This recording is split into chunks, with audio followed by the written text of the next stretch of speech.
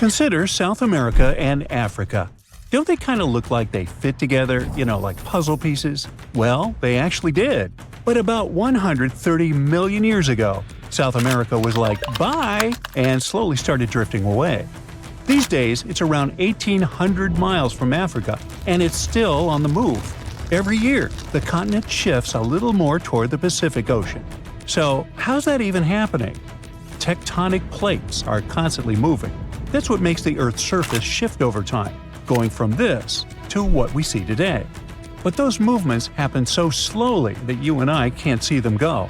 So, no, Brazilians or Chileans aren't out there feeling their continent inching westward. But the numbers don't lie. South America is moving, and apparently all it wants is to get as far away as possible from this massive underwater mountain range called the Mid-Atlantic Ridge. But what exactly is pushing the land toward the Pacific Ocean? It is the heat inside our planet. Way down beneath the ocean, there are cracks in the Earth's crust, and magma, super hot melted rock, rises up through those cracks. When that happens, the magma cools and hardens into solid rock. Over time, this process might build underwater mountains, like the Mid-Atlantic Ridge. And as more new crust forms, it begins to push the older crust out of the way. In the process, tectonic plates and the continents riding on top of them get pushed along. Now, on the other side of South America, over by the Pacific, there is the Nazca Plate. It's heavier and it's moving eastward. Since it is denser, it is sliding underneath the South American Plate. This entire process is called subduction, and it's happening at a rate of about 3 inches per year. By the way, the collision between these two plates is what's behind all those breathtaking volcanoes scattered throughout the Andes, and it's also making the continent move. So, if everything goes according to plan, projections show that South America will end up more centered in the Pacific Ocean in the future. But some models suggest something way crazier. Before we get into that, though, we need to clear something up. Why on earth isn't Africa following in South America's footsteps? I mean, shouldn't it be drifting west too? Well, not quite. Africa is doing its own thing because it sits on the African Plate. So the Mid-Atlantic Ridge is located between those two continents, and just like it pushes the South American Plate, it also pushes the African Plate, but in the opposite direction. It's like this ridge is trying to split up two ex-besties, But there's more. Africa is also being influenced by the East African Rift. That's one of those massive cracks we talked about earlier, but it's happening on land, which makes it extra dramatic. This is what's causing the continent to slowly split apart. It's a long story, but let's just say the rift is pulling Africa in more directions than South America ever had to deal with. Okay, now it is finally time to talk about that crazier thing that might happen to South America and everything around it in the future. Theory number 1. It could break away from North America. I know, super dramatic, but don't panic. We're talking hundreds of millions of years from now, and I won't be around. You see, both continents are moving in the same general direction, but at different speeds. The North American Plate is cruising along at about 1 inch per year, while South America is moving a bit faster. So even though they're heading the same way, they are not keeping pace. Over time, as the Atlantic Ocean continues to widen and the Pacific keeps shrinking, all this tectonic movement could eventually pull the Americas apart. Theory number 2. Marine life could go through some major changes. Right now, the Americas act as kind of a giant wall between the Atlantic and Pacific Oceans. Because of that, sea animals have evolved differently on each side. Take the green sea turtle, for example. The ones living in the Atlantic tend to be bigger and lighter in color. Meanwhile, their Pacific cousins are usually smaller and darker. But if, one day, there is no land blocking these two populations from mixing, they would end up with brand new migration routes, new nesting spots, and a lot more overlap in their territories. Now, multiply that scenario by hundreds of other species, and things could really get shaken up. We're talking about new interactions, unexpected competition, and maybe even the rise of entirely new species. Alright, theory number 3. America might meet Africa again. Right now, the Mid-Atlantic Ridge is busy creating a new seafloor, and because of that, the Atlantic Ocean is slowly getting wider. But in about 125 million years, scientists believe that process could come to a stop. Instead of the seafloor spreading apart, the ocean floor might start getting pulled under the continents. When that happens, the Atlantic will stop growing and start shrinking. And the water section between South America and Africa is likely to be the first part pulled beneath the land. That means the Americas and Africa could meet again. And when that happens, border countries could turn into super shaky places, with earthquakes happening all the time and brand new volcanoes popping up left and right. The eastern United States would no longer be known for the peaceful green slopes of the Appalachians, but for snow-covered giants that occasionally spew lava and ash, more like the Cascade Range out west. Countries would end up with totally new neighbors. Brazil might line up with Nigeria and Cameroon. Uruguay could be sitting right next to Angola. And Argentina might be sharing a border with South Africa. So if these two continents really do merge, how intense would that be? Well, for starters, this new supercontinent would instantly become the biggest one on Earth, about 1.5 times the size of Asia. And chances are, a brand new mountain range would form right where the continents meet, creating a natural border between nations. Being part of the same massive continent could make a lot of things way easier. For one, tourism could totally take off. People traveling between countries by land without needing pricey plane tickets could be a game changer. But it wouldn't stop there. Other types of economic activity could get a major boost too. Now on one side we have South America, which already produces and sells a wide variety of foods, from wheat to bananas, beef, cocoa, soybeans, hey, you name it. On the other side, there is Africa, exporting things like textiles and clothing. That alone would make them a super powerful bloc when it comes to trading raw goods. But can you name another important thing these two continents have in common? Yep, petroleum. Countries in South America, like Brazil, Venezuela, and Colombia, are major oil exporters. And over in Africa, you've got Nigeria, Algeria, and Libya doing the same. Now, can you see just how powerful that kind of union could be? Meanwhile, let's talk about animals. These two massive lands coming together could lead us to wild meetups, like a capybara sharing space with a Nile crocodile, or a sloth seeing a hyena from the top of a tree. This could even lead to new animal hybrids showing up, like a tabby crocodile or a sloth hyena. Okay, those weren't the cleverest names, and honestly, these animals wouldn't be able to mate or even wouldn't want to. But you get the point, right? It's not all positive, unfortunately. New species showing up could become predators, competitors, or even parasites to the native plants and animals. It would take a long time for things to settle into a new balance in those border regions.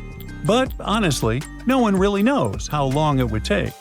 The only thing I do know is neither of us will be around to see it, which is okay. In Asia, there's a bridge that is way longer than you'd think should even be possible. The HZMB stretches 34 miles over open water, which makes it the longest sea bridge in the world.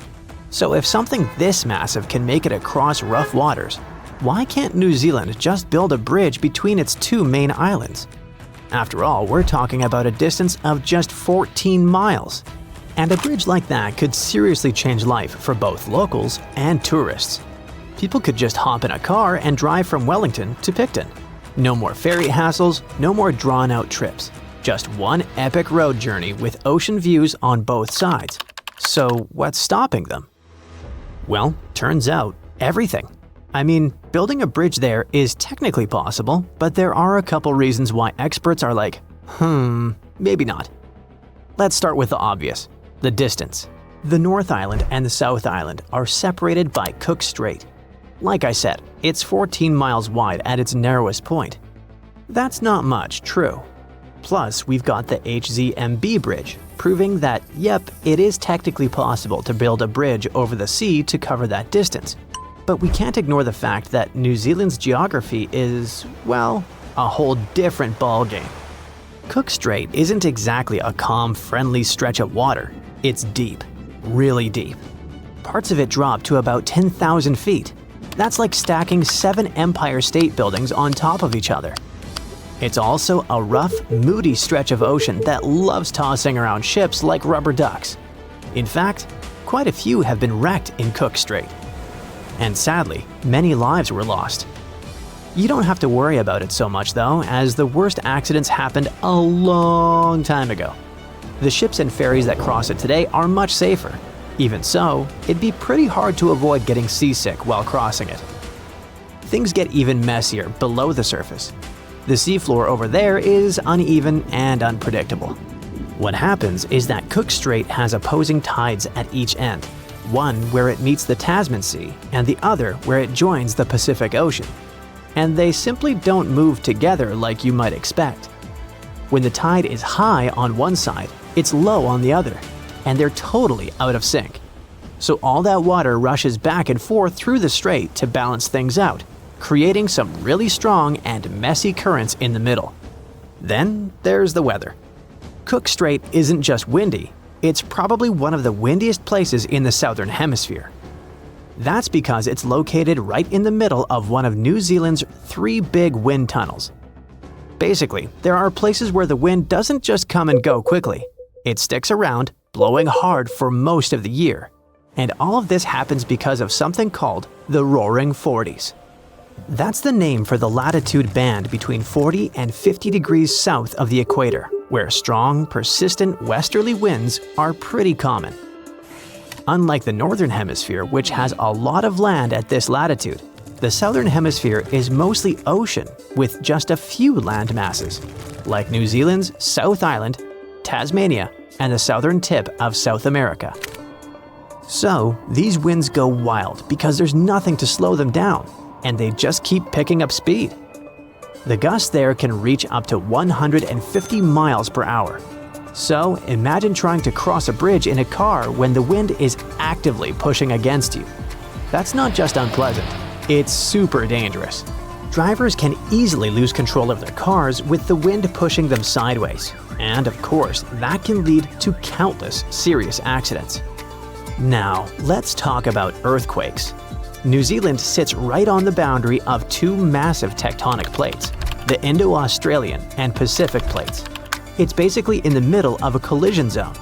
And about 14,000 earthquakes happen in and around the country every year. Of those, only about 200 are big enough to be felt. Still, building a massive bridge under these conditions would require some serious genius-level engineering.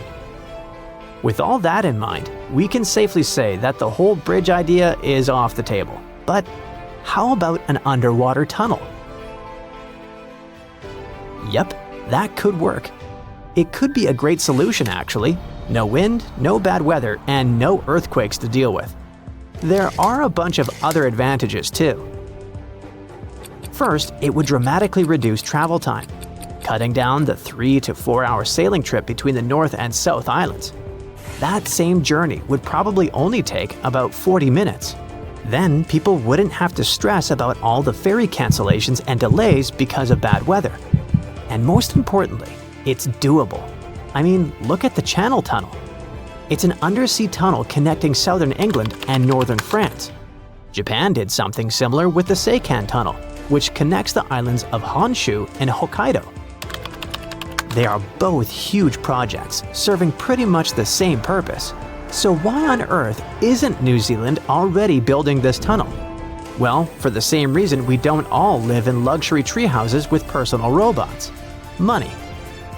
Estimates vary, but some experts think a project like this could cost anywhere from $10 to $20 billion. To cover that kind of cost, they'd probably need to charge tolls for the next 100 years. And trust me, those tolls wouldn't be cheap. Other experts think it could actually cost more than that. Because you see, we have to consider all the extra infrastructure. The narrowest point of Cook Strait is between the North Island and Arapawa Island. That's one of the long, mountainous regions in the Marlborough Sounds, which is pretty remote.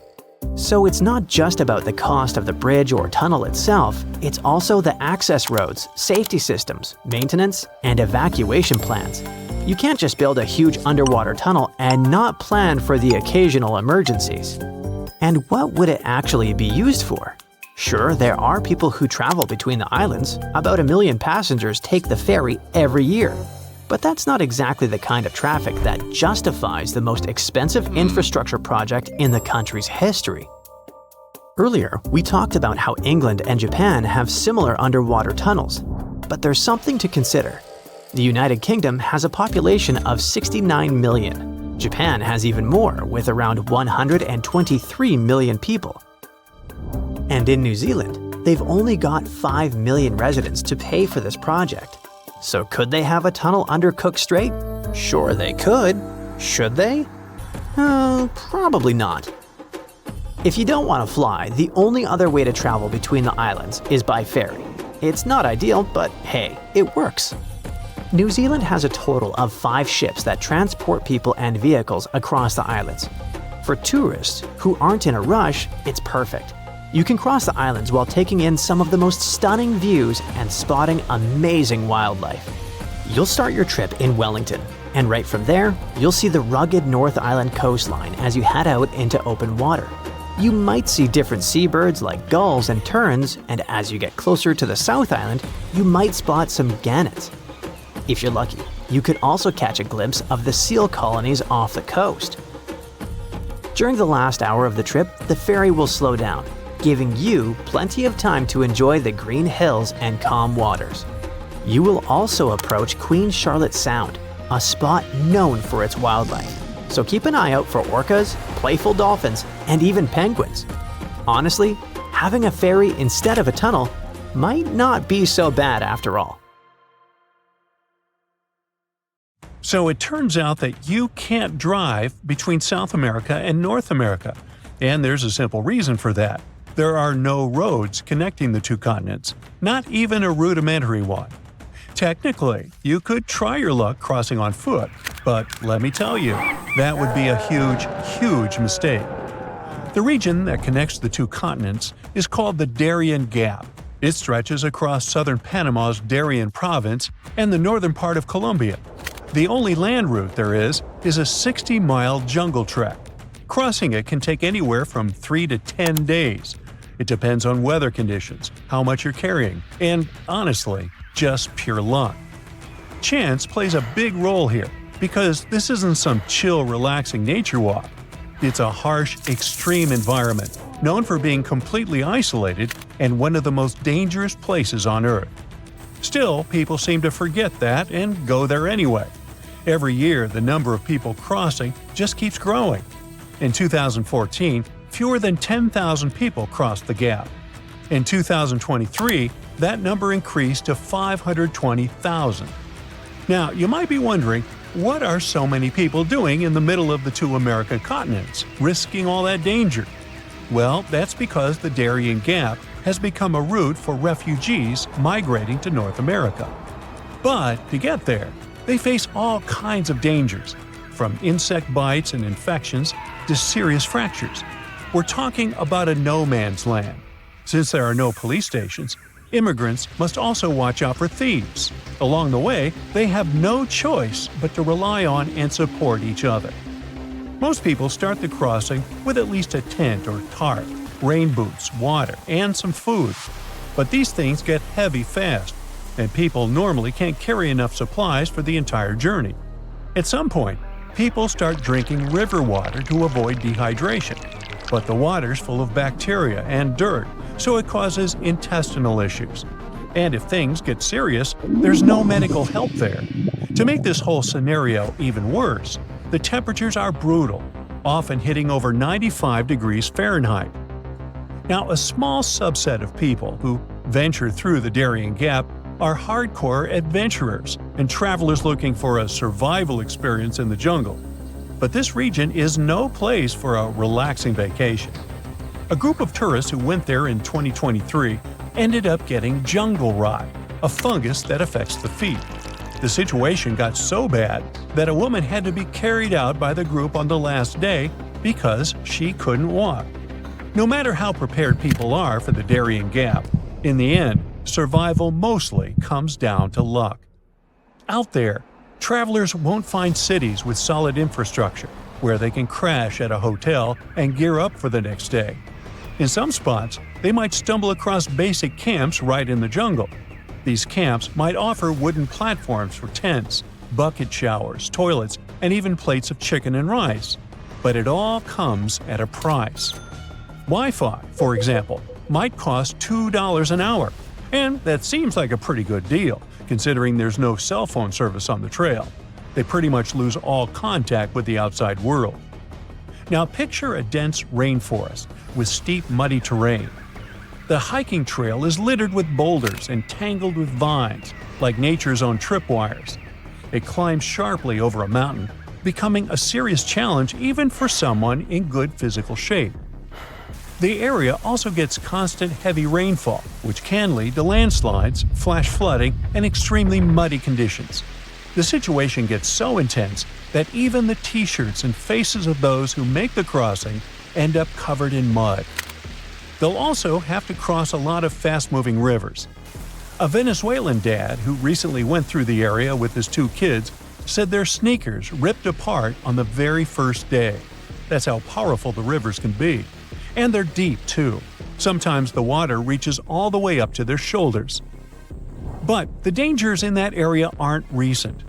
For centuries, the Darian Gap was thought to be impossible to cross. The first Europeans who ventured into Latin America saw it as kind of a jungle training school. They totally knew about its dangers, but still, many adventurers tried to make the crossing in the years that followed. In 1854, for example, an expedition disappeared for 49 days in the jungle, battling starvation and exhaustion. Then again, in 1870, a group of 100 men set out to cross it. Even though they were well prepared and carried cutting-edge equipment for the time, they still suffered tremendously during the journey.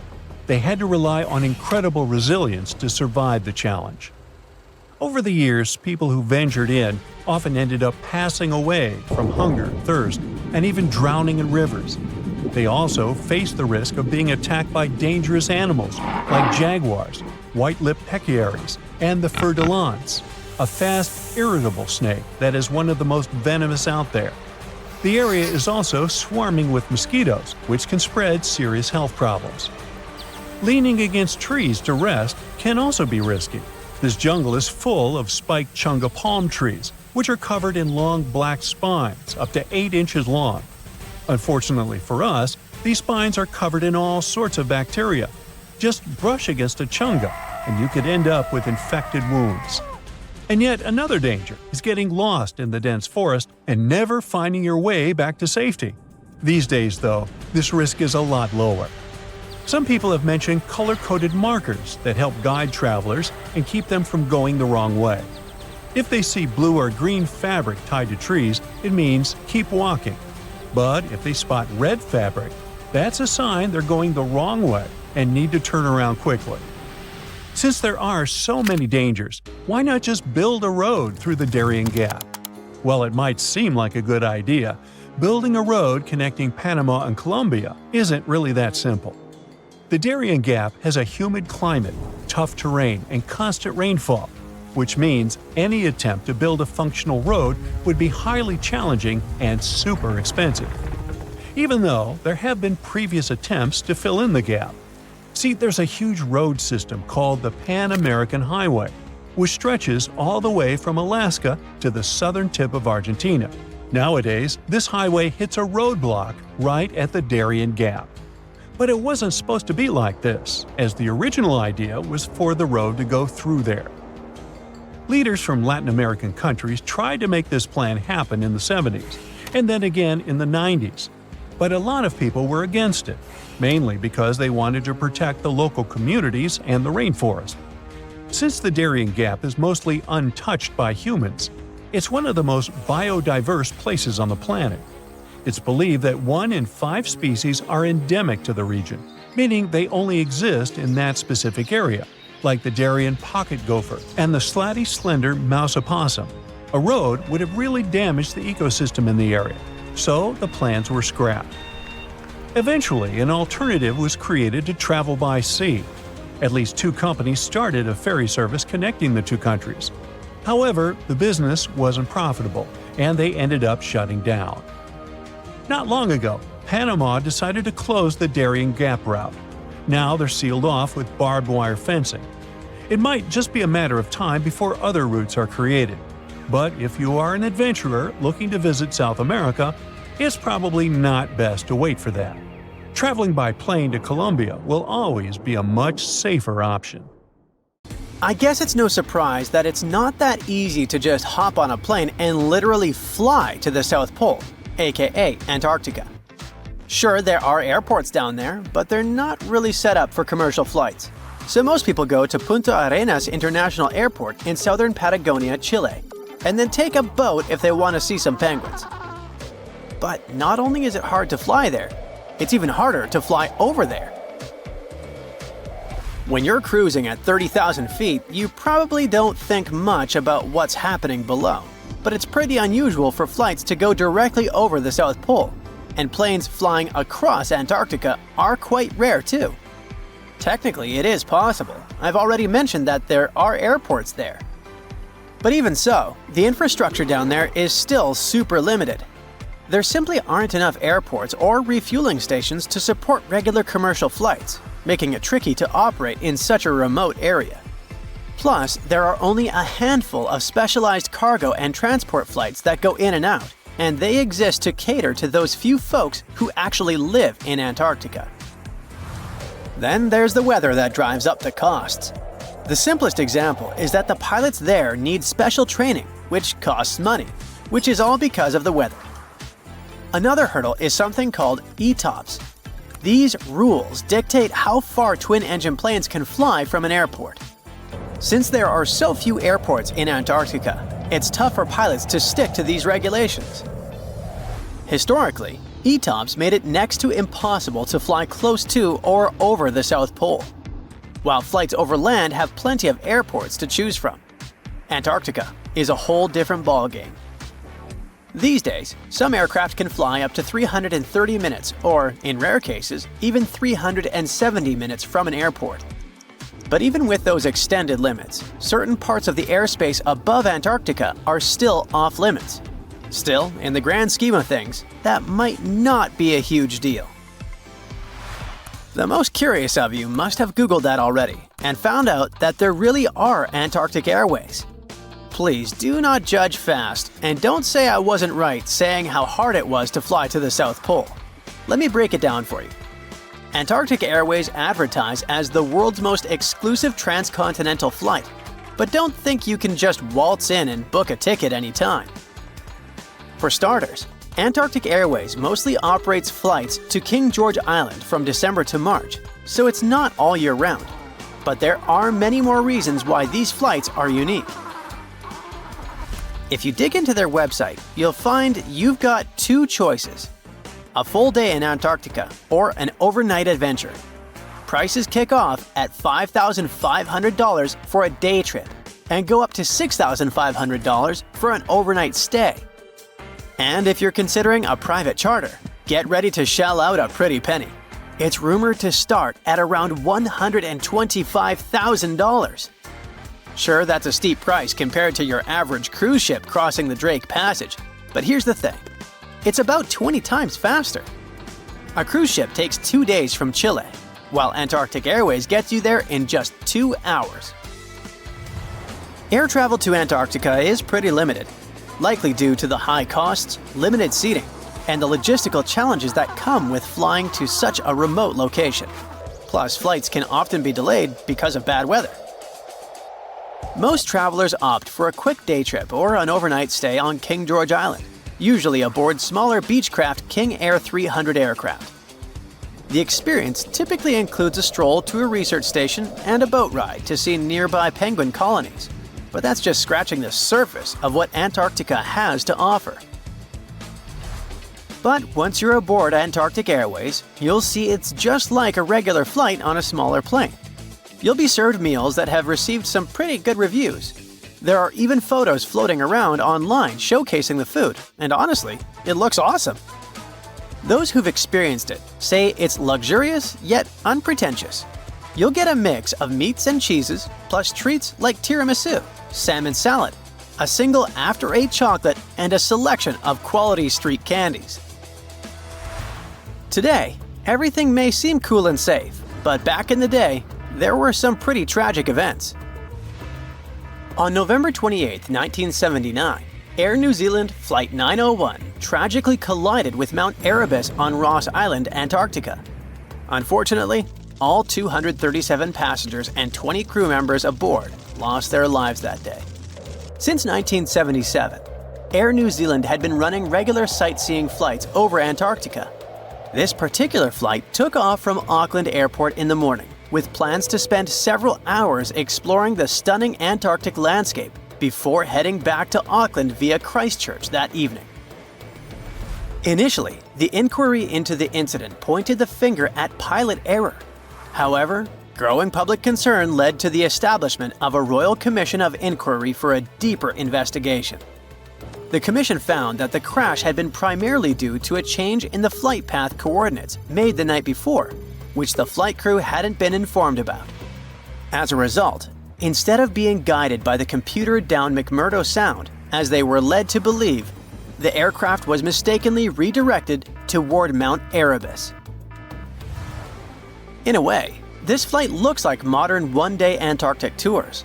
Flight 901 was marketed as a unique sightseeing adventure, complete with a knowledgeable Antarctic guide who highlighted various scenic spots and landmarks through the plane's public address system, while passengers enjoyed a low-altitude tour of McMurdo Sound. These flights operated as day trips, taking off from New Zealand and returning on the same day. The plane departed from Auckland International Airport at 8 a.m., aiming to land in Antarctica, with a scheduled return to Christchurch International Airport by 7 p.m. The total journey covered about 5,360 miles, including a 45-minute stop in Christchurch for refueling and crew changes before completing the final 464 miles back to Auckland, arriving at 9 p.m. Back in November 1979, tickets for these flights were priced at $359 per person, which is over $2,150 in today's money. Anyway, this tragedy isn't the reason why planes don't fly over the South Pole. The real culprits are weather, ETOPS regulations, and of course, penguins. Yep, those cool, friendly little creatures. Friendly, at least according to researchers. With no natural predators on land, all of them are in the water. They're not really afraid of people and actually seem to enjoy our company. The South Pole is completely uninhabited and packed with penguins, making it pretty tricky to build anything down there. By the way, the North Pole actually allows planes to fly over it. Not too long ago, there were direct flights from Copenhagen to both LA and Tokyo, operated by SAS, and they cruised right over the North Pole. Other airlines joined in too. For example, Emirates ran a flight from Dubai to LA that took the same route. The difference in air traffic between the two poles mainly comes down to where people live and how much land there is. Roughly 88 to 90% of the world's population hangs out in the Northern Hemisphere, while only about 10 to 12% call the Southern Hemisphere home.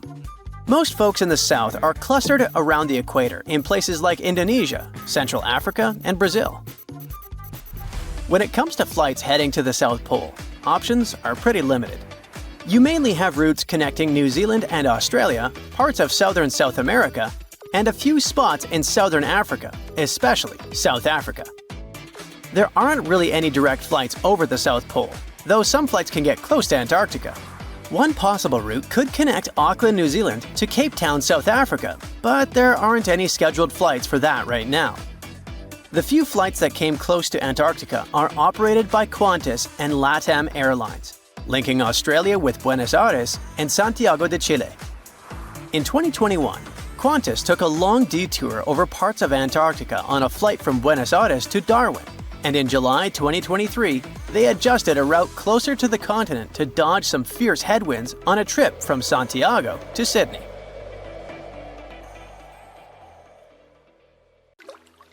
You're down in one of those polar seas where the brinicle, eerily called the finger of death, is born. It's a strange, almost otherworldly place, the deep ocean, where light barely reaches. Everything down there seems to have adapted to survive in darkness and intense cold. But even those truly hardy creatures aren't ready for what a brinicle can do. When that briny, supercooled water starts dripping down, a ghost story begins.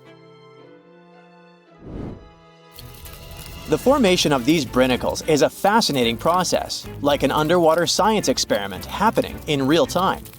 We know that when seawater freezes, it doesn't freeze like fresh water. Because of all the salt in it, it has to push out impurities to form the pure ice that floats at the top. This means the salty water, or brine, ends up trapped in channels and pockets within the ice. When it sees the light of day for the first time, a brinicle resembles a pipe of ice reaching down from the underside of a layer of sea ice. At first, a brinicle is very fragile and its walls are thin. But the continuous flow of colder brine supports the growth of the brinicle. It also prevents it from melting. Otherwise, this process would be inevitable, caused by the brinicle's contact with less cold surrounding water. As the ice accumulates and the walls become thicker, the brinicle becomes more stable. Over time, the brine trapped inside gets squeezed out through tiny cracks, dripping down in this cold, heavy plume. Once that cold brine starts flowing downward, it begins freezing the seawater around it into a sheath of ice. That's why, instead of melting as it hits the water below, it forms this icy casing that protects it, helping it grow longer and stronger. The brinicle keeps moving forward inch by inch, and this crazy downward spiral is almost unstoppable. And when it touches down on the seafloor, that's when the trouble begins for anything living nearby. Imagine being one of those creatures on the seafloor, maybe a sea star or an unsuspecting urchin just trying to make it through the day. And all of a sudden, you see this icy tentacle nearing you. It isn't just some cold water coming down. It's basically a net of ice moving down and spreading out. There's no escape, no way to predict its coming, and no chance for survival. It's a slow-motion natural disaster in action. When a brinicle reaches the seafloor, it continues to accumulate ice while the surrounding water freezes over. The brine keeps traveling across the seafloor in a downslope direction. Once it reaches the lowest possible point, it stops and pools. But don't let the danger distract you from how beautiful brinicles are. Well, in their own creepy way. They look like something you'd see in a dream. Elegant, twisting ice tubes reaching down, perfectly symmetrical, and totally random. Filming a brinicle is no easy task because they're delicate when they first form. Just the motion from a nearby current or a sudden change in temperature can snap them off, ending the show before it really starts. So, scientists who managed to capture brinicles on film in 2011 actually got incredibly lucky. It was the first time the world got to see this icy finger descending and freezing everything it touched, and it changed our understanding of polar ecosystems. Brinicles can reach quite impressive sizes. Sometimes they can stretch for several feet. Their size depends on the conditions of the water and ice above. The slower the water movement and the colder the temperature, the bigger and stronger a brinicle can grow. But if the water's too deep or if there's too much movement in the current, the brinicle is likely to break apart. It needs just the right balance to survive long enough to touch down and freeze over the ocean floor. For creatures living on the seafloor, brinicles are like invisible booby traps, only instead of avoiding a net, they're avoiding an expanding ice cage. Starfish and sea urchins might not have big brains, but they have a basic survival instinct to crawl away from danger. Sadly, with brinicles, they're usually caught completely off guard. One second they're minding their own business, the next, an icy sheet is closing in around them, trapping them where they are and freezing them almost instantly. It's hard not to feel sympathy for these creatures, right? You watch footage of a brinicle in action and you see a starfish just stopping. One moment it's moving slowly along the sand, and then it's frozen in place, totally helpless. It's like watching a train wreck in slow-mo. Luckily, brinicles present danger only to smaller marine life forms like sea urchins and starfish.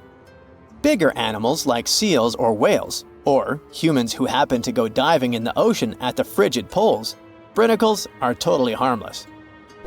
At the same time, for scientists, this tough natural phenomenon offers a fascinating insight into how life adapts, or fails to adapt for that matter, in extreme environments. And it gets even better. A brinicle might just be the perfect setup for life to begin. Researchers are now looking at these super salty ice tubes as not just fatal traps, but potentially as sources of life. This theory isn't just science fiction, it's rooted in actual research. Here's how it goes. The brine channels in sea ice are full of tiny, confined spaces. Those are exactly the kind of places where chemicals can get trapped, concentrated, and start interacting in interesting ways. It's like setting up a mini-lab where the building blocks of life can come together and create something new. Scientists think this process of salt rejection in sea ice could have actually helped the first bits of life appear.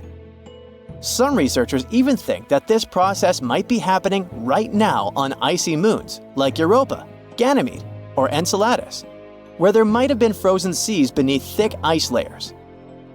Just imagine it, brinicles forming in other worlds of our solar system, laying down the foundations for extraterrestrial life, and all thanks to the same icy process that creates these fingers of death here on Earth. One way scientists describe brinicles is by comparing them to chemical gardens. Have you ever done one of those experiments where you mix metal salts into a solution and watch them produce plant-like structures? Well, you can observe a similar chemical process when a brinicle is in action. In the cold, saline-rich brine of a brinicle, certain reactions could kick off to create amino acids or other building blocks of life. It's wild to think that something so dangerous could have also helped shape our world, or could be creating other forms of life elsewhere.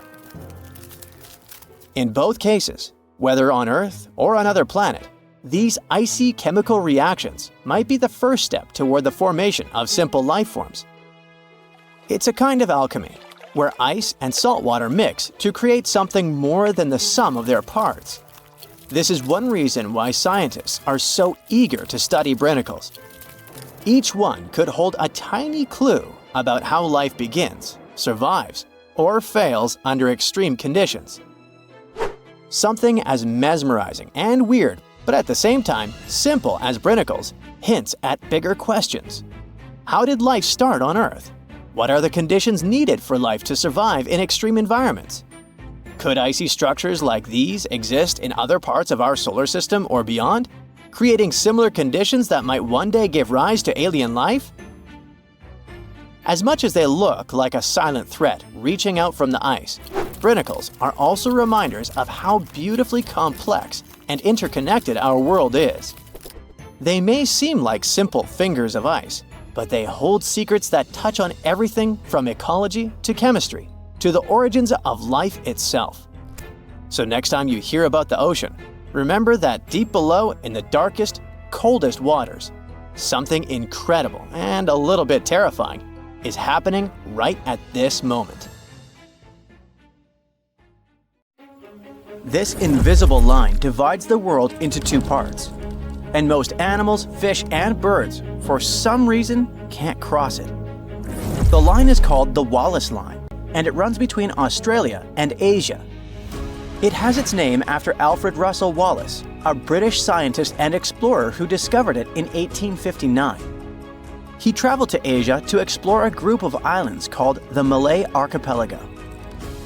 As Wallace walked through the jungles, climbed hills, and sailed on boats, he noticed something like an invisible wall.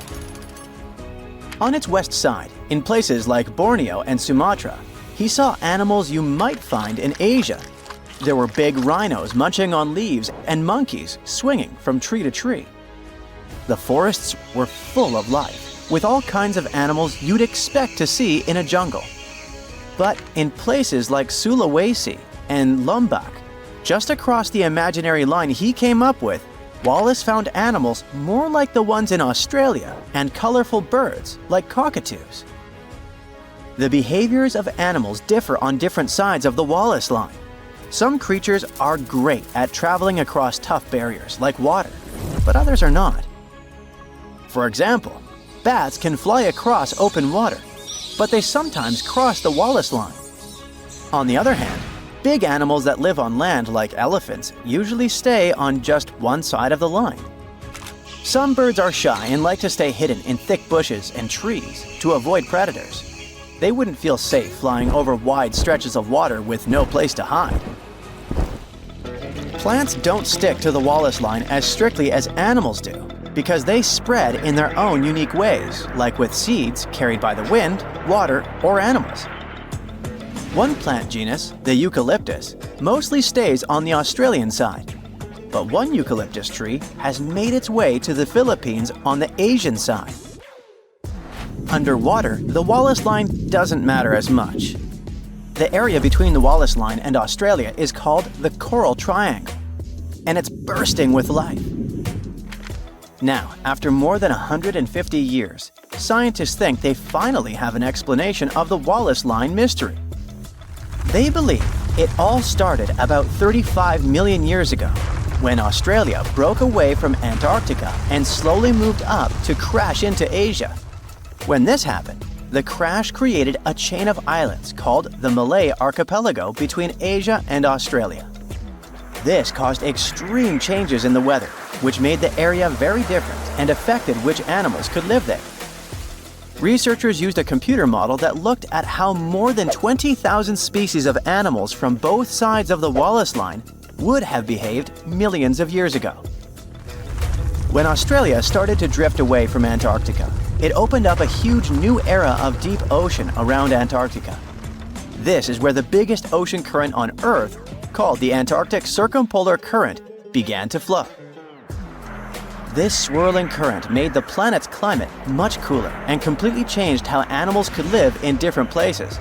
But not all animals were affected in the same way. Indonesia stayed warm and rainy, which was perfect for animals from Asia. These creatures could hop from island to island like stepping stones and make their way toward Australia. But animals from Australia had a harder time. Over millions of years, they had gotten used to living in cooler, drier places, so the tropical islands didn't suit them as well. Scientists believe if we can see how animals adapted to big changes in weather patterns millions of years ago, we might be able to predict how today's animals will cope with a similar situation. Other scientists after Wallace also tried to describe and explain the invisible natural border between Asia and Australia, and came up with their lines.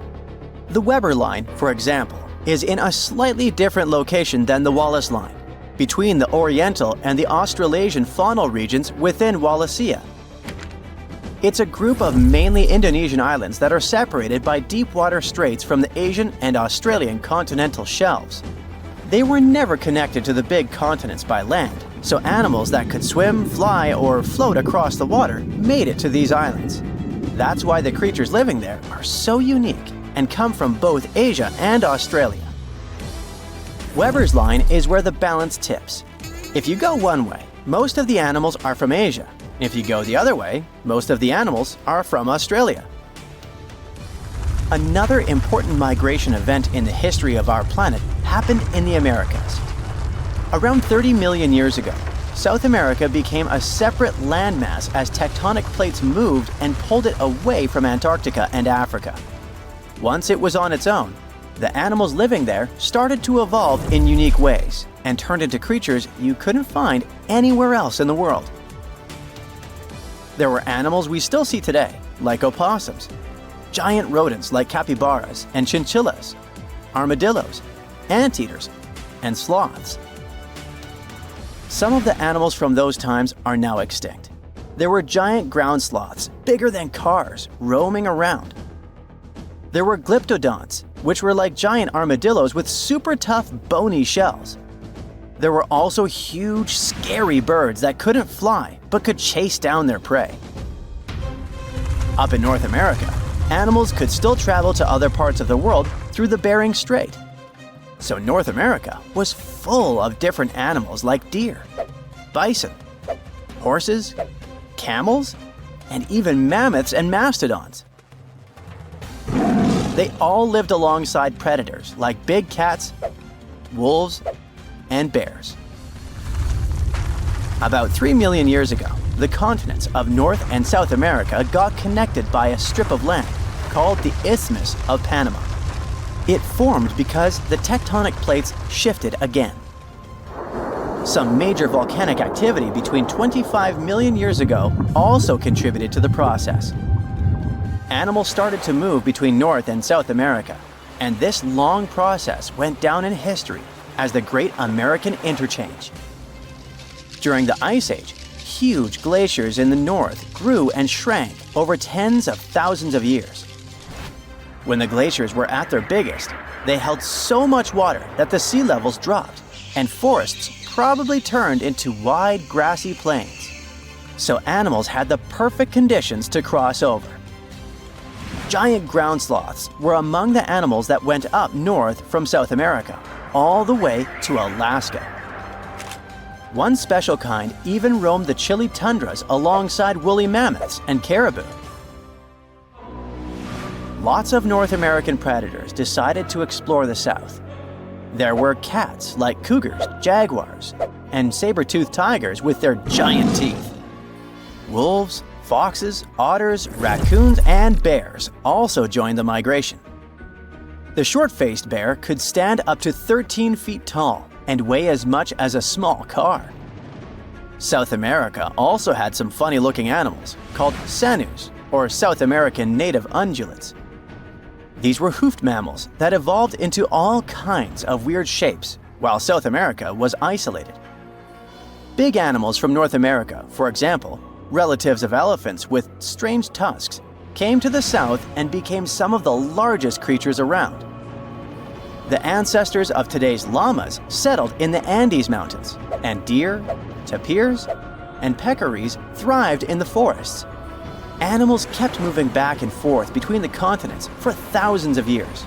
But as the Ice Age ended, many of the bigger animals, like the giant ground sloths, couldn't adapt and disappeared. It seems North American animals were better at adapting to their new homes. You can find armadillos, porcupines, and opossums from South America in North America. But many of South America's most famous animals, like jaguars, llamas, and spectacled bears, left North America long ago. Scientists think South America's animals, after being isolated for millions of years, had a harder time dealing with new challenges when their ecosystems changed. There's something really bizarre going on at these 12 points scattered across the Earth. The Vile Vortices, as they're called, are these creepy spots over the Tropic of Cancer, the Tropic of Capricorn, and the North and South Poles, where weird forces seem to take over. You've probably heard of the most famous one, the Bermuda Triangle. It's believed that more than 50 ships and 20 airplanes have mysteriously disappeared in this area, which is located between Florida, Bermuda, and Puerto Rico. But what most people don't realize is that the Bermuda Triangle actually has 11 siblings, and these other spots can be even more terrifying. Let's start with Mohenjo-Daro. This was a thriving city located in what is now Pakistan. Built around 2500 before the Common Era, this urban center was once home to about 40,000 people. But then, suddenly, people abandoned it by the year 1700 before the Common Era. In the 1940s, an archaeologist discovered 39 human skeletons at the site, which fueled the theory that the city was invaded by some other civilization at some point. But honestly, it's hard to confirm that, since archaeology doesn't really explain the city's sudden destruction or the disappearance of its people. It's led to a bunch of bizarre theories. One of them talks about an ancient extraterrestrial race that might have lived there, and a malevolent wind that swept through the city. Another ancient city with a similar mystery is the Great Zimbabwe. Its construction began in the 11th century, and at its peak it housed up to 18,000 people. But for reasons we'll probably never fully understand, it was abandoned in the 15th century. Archaeologists were really interested in this place, and that's when things got even weirder. They found 8 of these birds, now called the Zimbabwe birds. These soapstone sculptures were found sitting on stone columns that were over 90 centimeters tall. Nothing like them has ever been found anywhere else, and their meaning is still a total mystery. Some think each bird represents a new king, but other theories suggest they were ancient animals very dear to the people who lived there. Adding to the mystery, local legends talk about a strange, short man who's sometimes seen wandering around, but he always disappears before anyone can get close. Then there's Easter Island, another one of the 12 Vile Vortices. It's located in the eastern Pacific Ocean, and it's famous for its nearly 1,000 enormous statues called moai. We still don't know what they mean, or how they were made. Some of them are almost 30 feet tall and weigh as much as 80 tons. Today, it wouldn't be that tough to move and carve these statues, but we're talking about a period between the years 1100 and 1680. So nobody really knows how they did it. Some specialists believe these statues were carried across the island, while others think they were pushed on log rollers. But the most bizarre theories suggest extraterrestrials were involved. Algeria is another land rich in ancient mysteries, and one of the most fascinating is something called the Djedars. These are 13 monuments with square stone bases and angular mounds, built between the 4th and 7th centuries. But the weird part is, no one knows their purpose. One of them had an inscription in Latin, but it was so worn down that the message was nearly impossible to read. The best guess so far is that these monuments were probably tombs for royalty, although no one knows exactly who was supposed to be buried there. What we do know is that there are many myths related to strange disappearances in the region. The next mysterious spot is located south of Tokyo in the Pacific Ocean, and it's called the Dragon's Triangle. Does that name ring a bell? Yep. Just like the Bermuda Triangle, this area is known for strange disappearances of airplanes and ships. One of the most chilling stories dates back to 1945, when a plane allegedly vanished. The pilot supposedly sent a radio transmission right before the aircraft disappeared, claiming that something strange was happening in the sky, like it was opening up or something. While this story is definitely eerie, the truth behind it and many other Dragon's Triangle legends is still up for debate. If you type Hamakulia volcano into Google Earth, you'll find it located in Hawaii's Ring of Fire. But this place is so shrouded in mystery that it's hard to find much information about it.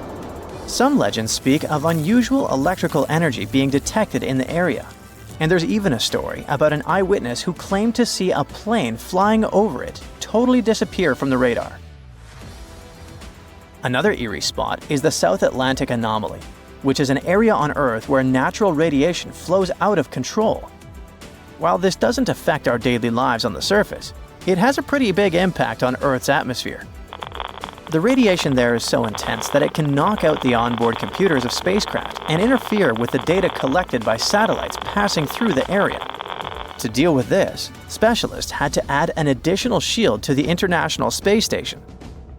The South Atlantic anomaly is also linked to a weird event that astronauts experience called cosmic ray visual phenomena. They've reported seeing random flashes of light or shooting stars out there in space, but it's all just some kind of illusion. From wild radiation to strange seismic activity.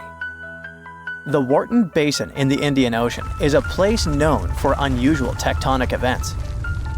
In April of 2012, a massive earthquake measuring magnitude 8.6 hit the region. This was considered the largest intraplate earthquake ever recorded, meaning it happened within a tectonic plate rather than at its boundary. This caught the attention of scientists, who now speculate that the region might be forming a new boundary between the Australian and Indian plates. But for now, this is all still one big mystery. Now let's head to the Pacific Ocean. More specifically, to the New Hebrides Trench. This submarine trench is about 750 miles long and 45 miles wide. It formed when the Australian plate slid under the New Hebrides plate. There's no doubt that this is one of the creepiest and deepest spots in the ocean. The danger isn't just down in the deep sea either, as this trench has been connected to several earthquakes that affected New Caledonia and Vanuatu. This area also has some strange features. For example, when scientists explored it, they didn't find a single grenadier fish down there. This type of fish is one of the most common deep-sea creatures you would expect to see in trenches around the Pacific. So why aren't they around the New Hebrides Trench? Maybe they know something we don't. The two remaining Vile Vortices are the North and South Poles. These two are on the opposite ends of the planet, but they share one thing in common: strange disappearances. One of the most famous stories from the North Pole happened in 1897. 3 brave explorers set out on a journey to reach the North Pole using a hot air balloon. But they never completed their mission. Their mysterious disappearance remains one of the most intriguing, unsolved mysteries in the history of Arctic exploration. The South Pole is also known for similar mysteries.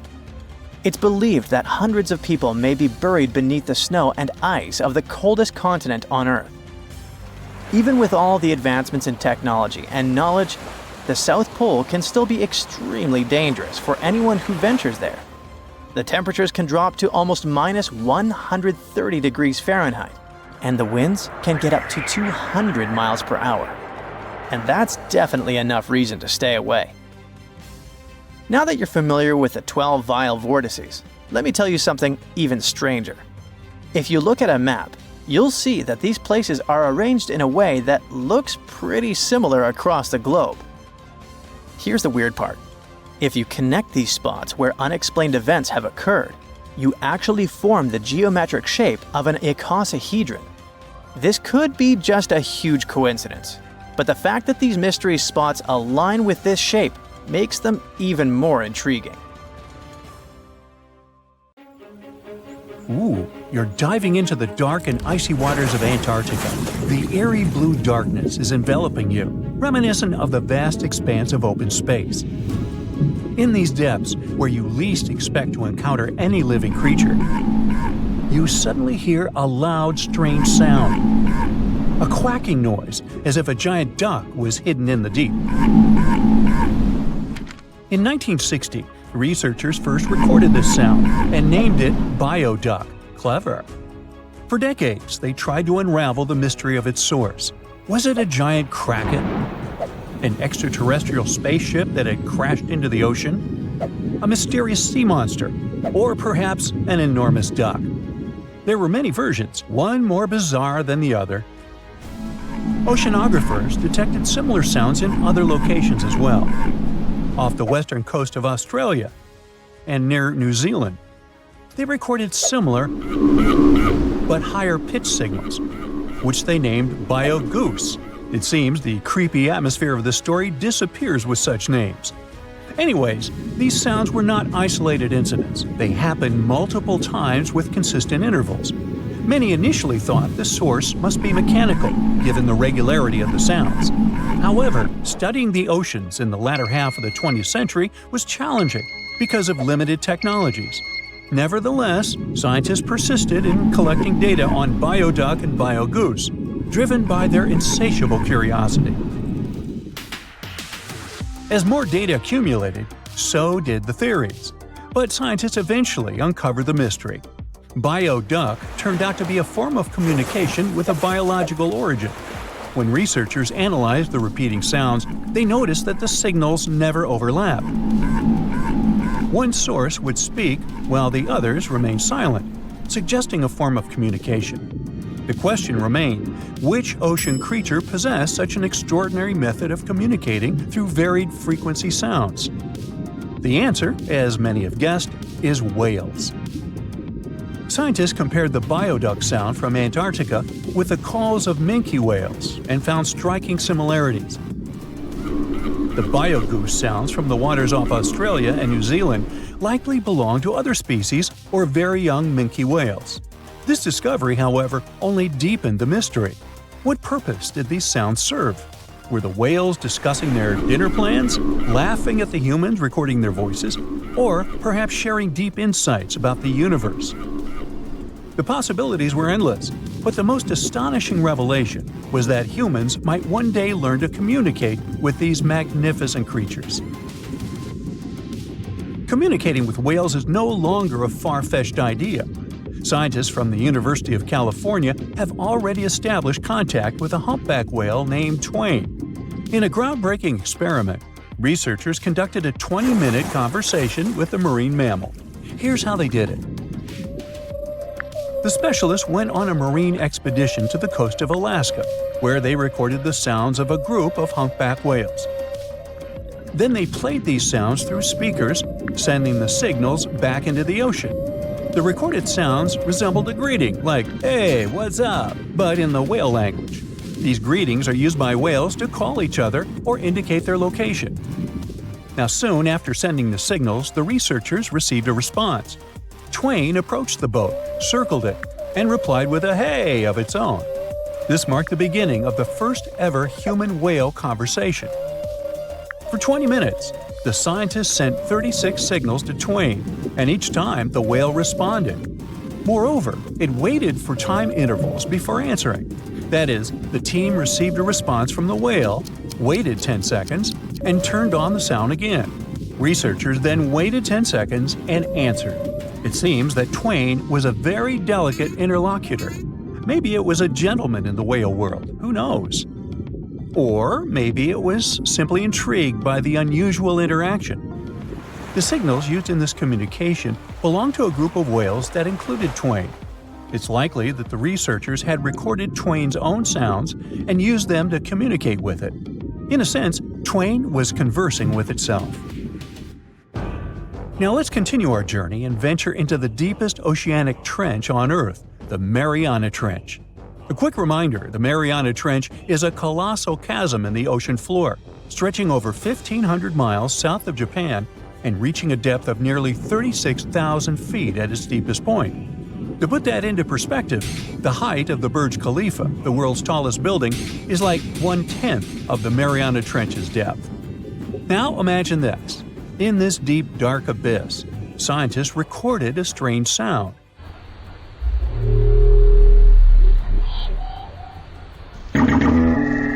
Unlike bioduct, this sound resembled something from a science fiction movie, a low rumble,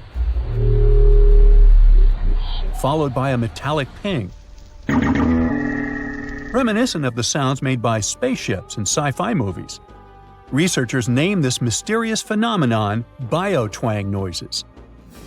Scientists first detected this strange sound in 2014 during an acoustic survey of the Mariana Trench, and they quickly identified its source: whales, specifically Bride's whales.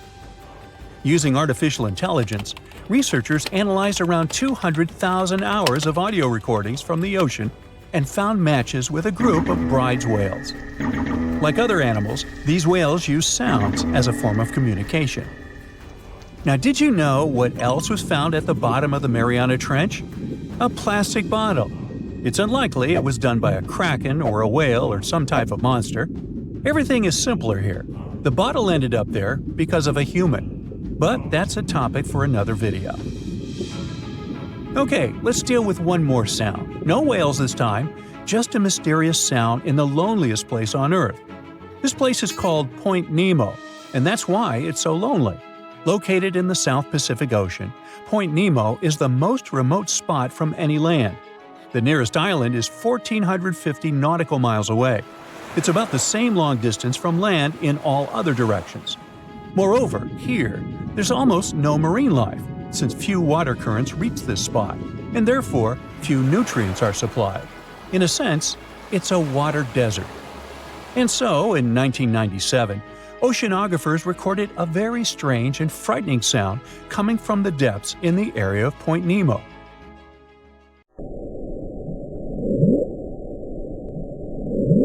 It was something gigantic and scary.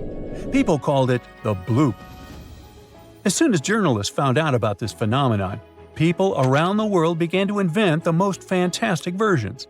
The most popular of them was that the sound source was a giant sea monster, kraken, or some other creature. The hype around the bloop didn't last very long. Scientists managed to find out the nature of the mysterious noise. It turned out it belonged to an iceberg. When they crack and collapse, they create powerful ultra-low frequency sounds that can be heard from a very long distance. To confirm this version, scientists recorded the sounds of other icebergs and heard something similar to the bloop. Oh, by the way, Point Nemo is so lonely that space agencies drop out-of-service satellites here. Space objects just fall in the water. There's a 99% chance that no animal or human will be harmed by falling debris in this lonely place.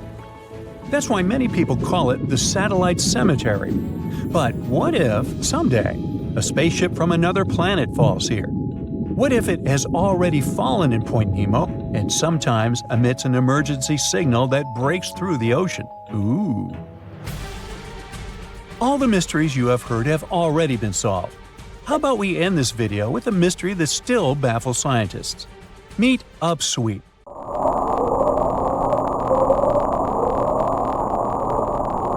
One of the most mysterious sounds ever recorded in the ocean. It's not just noise, it's a series of short ascending tones repeated at intervals of several seconds. It was first discovered in 1991 using hydrophones installed in the Pacific Ocean. At first, oceanographers suggested that upsweep could be associated with volcanic activity or underwater earthquakes. But the seasonal nature of the sound and its intensity change depending on the time of year, which rules out these versions.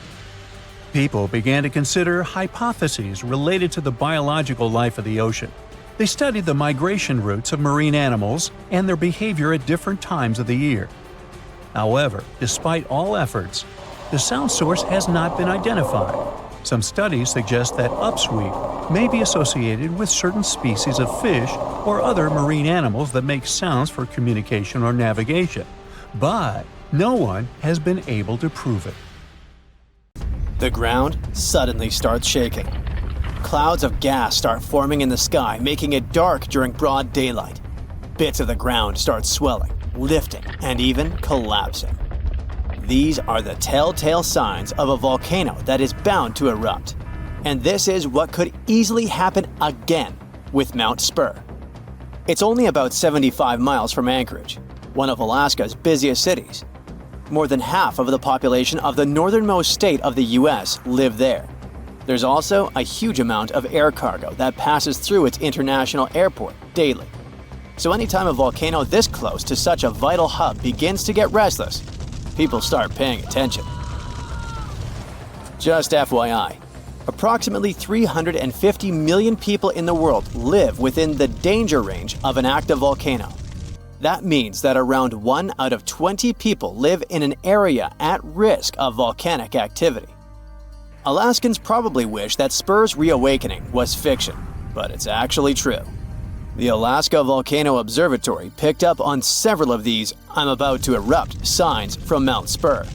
So much so that they raised the alert level to yellow, which means unrest above normal background levels.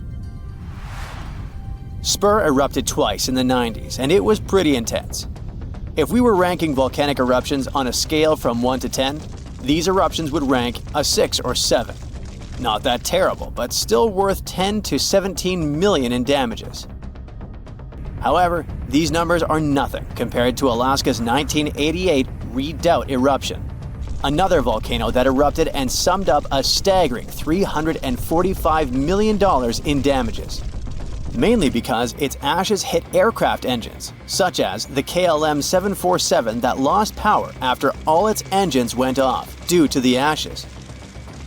If people weren't paying attention to Alaska's unstable geology before that, well, they surely started to after it. When you think of the hazards of volcanic activity, the first thing that might possibly pop in your mind is Pompeii, Italy. Of course, that's the worst-case scenario, a city being engulfed by lava. Spur may seem innocent compared to Vesuvio, but it still took its toll.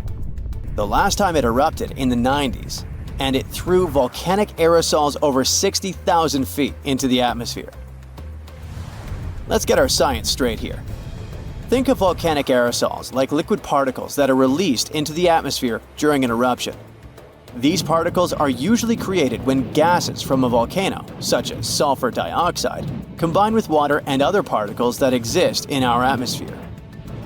These aerosols can actually cool the Earth's surface since they reflect sunlight directly back into space. And that's not the worst part.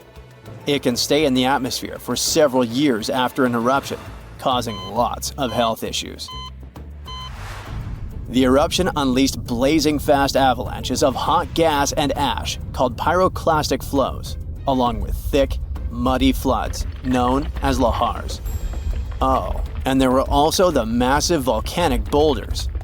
These rock chunks were huge, some over 3 feet long, and they blasted out from the volcano like nature's cannonballs, landing more than 6 miles away. All that volcanic heat melted part of a nearby glacier, kicking off debris flows that dammed up the Chakachatna River and created a whole new lake along the valley. Some good came out of Spur's first eruption, though. The main lesson was, volcanic monitoring pays off. The local monitoring was able to reduce the economic damage done by the eruption, especially for a city that has an intense air traffic. Spur is deemed as dormant for the moment, but it could go off anytime soon. You see, volcanoes are classified as active, dormant, or extinct, depending on how much action they're putting on. If it's still active, it's still rumbling and erupting somewhat regularly. Dormant means it's had some recent activity, but it's still lying low for now. And extinct, that's when it's been quiet for such a long time that we figure it's done for good. One of the US's most dangerous active volcanoes is Mount St. Helens. This volcano is actually responsible for the most powerful eruption in US history. Its last blast was so intense, it threw off about 1,300 feet off its summit. Basically, the top of the mountain vanished, and if you thought Mount Spur's ash cloud was impressive, St. Helens wins the competition since it launched its ashes 80,000 feet into the sky. Eastern Washington plunged into total darkness. But it wasn't just that. In a matter of 3 minutes, the eruption hurled 3.7 billion cubic yards of blazing rock and dust, enough to fill 1 million Olympic-sized pools across 230 square miles of lush forest. Actually, the earthquakes that anticipated the eruption started weeks before May 18, 1980. A ground shake of magnitude 5.0 went off, triggering a landslide on one side of the volcano. By the end of the official eruption date, 57 people had lost their lives. Nearly 7,000 big game animals like deer and elk were wiped out, and millions of birds laid scattered on the burnt earth. Researchers don't think St. Helens will blow at the same magnitude again anytime soon, but they're keeping an eye on it, because this volcano is not exactly finished. By the way, the word volcano comes from the Roman name Vulcan, which was the Roman deity of fire, and they often happen at the meeting point of tectonic plates, which are the pieces of the Earth's surface that fit together like a jigsaw puzzle. The so-called Ring of Fire, located in the Pacific Ocean, is the world's danger zone when it comes to volcanoes. It contains between 750 and 915 active volcanoes. The largest volcano located in the Ring of Fire, also the largest active volcano in the world, is the Mauna Loa. It's over 13,000 feet high, and it's located in Hawaii. Researchers say that Mauna Loa has been erupting for at least 700,000 years. Its most recent eruption began on the 27th of November 2022, and it lasted until December 13th. It's been quiet since the 80s until it decided to wake up again. Thanks to constant monitoring by the Hawaiian Volcano Observatory, it didn't cause any casualties when it last erupted. Scientists have been investing big time on volcanic monitoring, not only to reduce economic hazards, but also to save lives. The most recent attempt has been to drill into volcanoes. Recently, a group of scientists went all the way to Iceland in one of the world's volcanic hotspots. There are around 33 active volcanoes in Iceland alone. But the one that is the most interesting to them the most is the Krafla volcano. The Krafla has erupted around 30 times in the last 1,000 years, and its most recent eruption was in the mid-1980s. The project, named Krafla Magma Testbed, or KMT for short, is hoping to advance the understanding of how magma behaves underground. The main advantage of this drilling research is predicting the risk of eruptions, but it can also help to push geothermal energy forward. I mean, can you imagine having electricity that is run by the limitless source of volcano power? The KMT team will begin drilling holes deep into volcanic ground in 2027. They're aiming at reaching over a mile into the ground. After all, it's different to monitor lava activity when it's on the surface than when it is still below ground. This will allow researchers to listen to the pulse of the Earth, according to them. They're saying this research is as revolutionary as the first time man went to the moon. Oh, and speaking of that, I was shocked to discover that volcanoes exist all throughout the solar system. Yep, other planets and moons have volcanoes too. The largest volcano in our solar system is Olympus Mons on Mars. It's a shield volcano, much like the ones that make up the Hawaiian Islands. It's about 370 miles wide. If we transported it all the way back to Earth, it would almost occupy all of Poland. Yikes.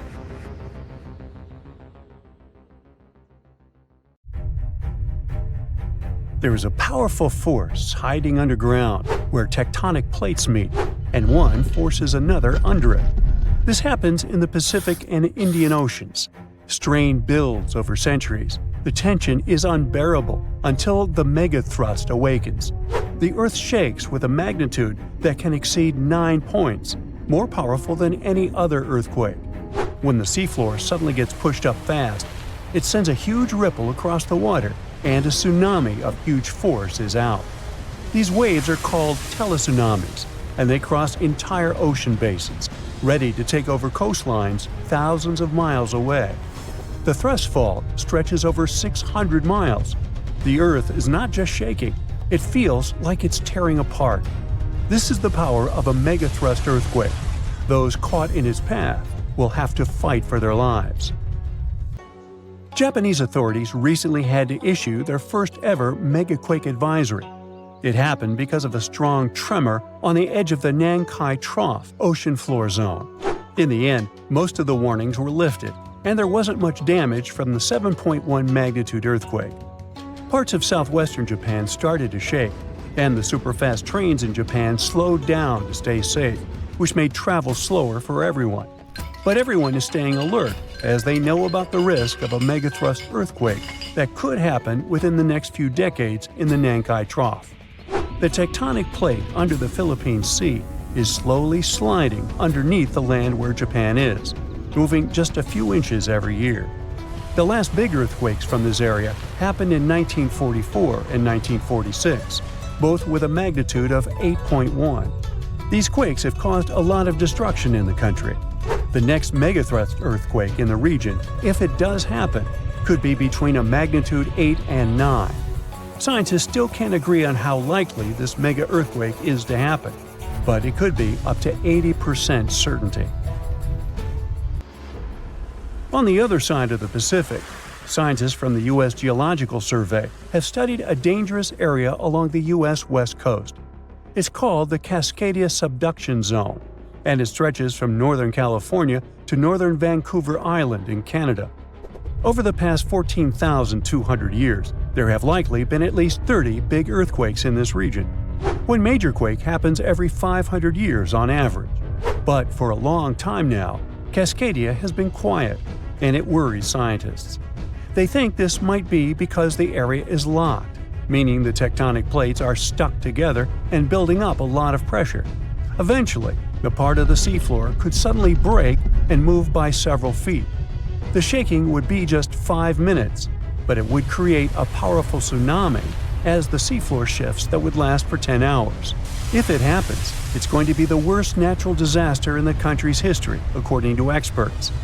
The ground on some inland hills could turn into something like quicksand.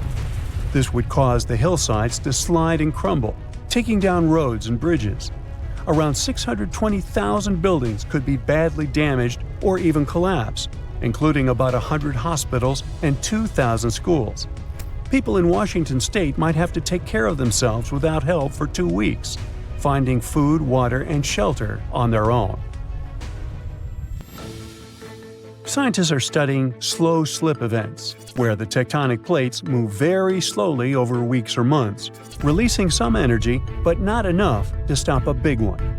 Every time the magnitude of an earthquake goes up by just one number, the energy it releases is 40 times bigger. So we'd need about 1 million small earthquakes every day for 500 years straight to release the same energy as one huge magnitude 9 earthquake. But these small earthquakes might be clues that a bigger earthquake is coming. To better monitor the Cascadia Fault, experts are mapping the fault more accurately and adding better monitoring tools offshore. Scientists receive over $10 million to install seismic sensors and seafloor pressure gauges on a fiber optic cable off the coast of Oregon. The goal is to be ready to warn people and potentially save lives when a big earthquake strikes. A sharp megathrust earthquake happened in this part of the world in 1964. It went down in history as the Great Alaska Earthquake and had a magnitude of 9.2. It lasted for more than 4 minutes, making it the most powerful earthquake in the history of the U.S. and North America. The ground shook so hard that it caused huge cracks and landslides. In Anchorage, many houses, buildings, and roads were destroyed because they weren't built to handle such a big earthquake. In some places, the land was permanently changed. For example, the coastline near Kodiak and Hinchinbrook Island was lifted by 30 feet. In other areas, like Gerwood and Portage, the ground sank by 8 feet. They had to rebuild roads higher so they wouldn't be flooded by the time. A huge 27-foot tsunami wiped out the entire village of Chiniga. Many coastal towns were heavily damaged, not just by the earthquake, but also by tsunamis and the fires that followed. After the main earthquake, there were thousands of smaller aftershocks for months. A moderate earthquake of magnitude 4.4 shook Los Angeles in August 2024. Once it was over, the LA Fire Department checked around the city and didn't find any major damage or anyone hurt. In the nearby city of Pasadena, which is close to the earthquake's epicenter, a water pipe burst inside City Hall and everyone had to leave the building. Thankfully, there was no danger of a tsunami. The best we can do to avoid panic in such situations is to be prepared. Japan is one of the places on Earth where earthquakes happen the most because it sits on the edges of 4 tectonic plates. Around 1,500 of these earthquakes each year are noticeable. Because of this, the people in Japan have learned to live with earthquakes. The 1950 law set a rule that buildings should be able to handle earthquakes up to a magnitude 7 without falling apart. An update 30 years later said that buildings should only have minor damage in such earthquakes and still work as usual. But if an earthquake is even stronger, the law says the building's main job is to not collapse and save people's lives. At the most basic level, buildings are made stronger with thicker beams, pillars, and walls so they can handle shaking better. Another technique is placing special pads made from materials like rubber at the base of a building. Some buildings are even built on thick layers of padding that separate them from the ground completely, which helps protect them during an earthquake. A skyscraper might sway back and forth a lot, moving up to 5 feet. To stop it from getting damaged, engineers can add something called dampers every second floor all the way to the top. These dampers are like giant bicycle pumps, but instead of air, they're filled with liquid. When the building shakes, the dampers push against the liquid inside them. Even though the liquid doesn't squish very much, it can still absorb some of the shaking. When they're building tall skyscrapers, engineers try to make the structure as simple and balanced as possible. This means having each floor the same height and placing the support columns evenly. But sometimes, architects who design skyscrapers don't want to make these compromises because they have creative ideas for how the building should look. Then they have to find compromise solutions. For example, Tokyo's Skytree Tower, one of the tallest buildings in the world, is designed in a futuristic style but also includes special features to protect it from earthquakes. It has a central pillar, like in traditional Japanese pagodas, and seismic dampers that help absorb the energy from an earthquake, keeping the building safe. This sleek, state-of-the-art submarine named Ran was sent to explore the depths of Antarctica. But as soon as it discovered something, it mysteriously disappeared. So, what happened? It all started when scientists wanted to explore one of the most remote and mysterious places on Earth, the Dotson Ice Shelf in West Antarctica. This ice shelf, silent giant, stretches 30 miles wide. That's almost the length of New York City. It stands between two icy promontories, the Martin and Bear Peninsulas, and it hides an entire world of geological mysteries.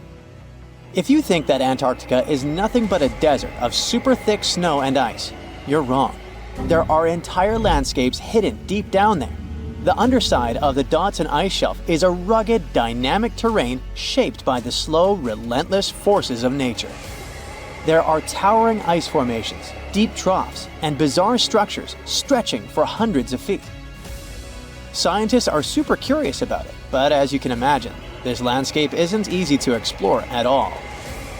To find out more, we have to scan the area with satellites or try drilling through the snow, trying to collect the big picture, piece by piece. But these methods only gave us vague hints. The real breakthrough happened when scientists came up with the idea to let the submarines explore it.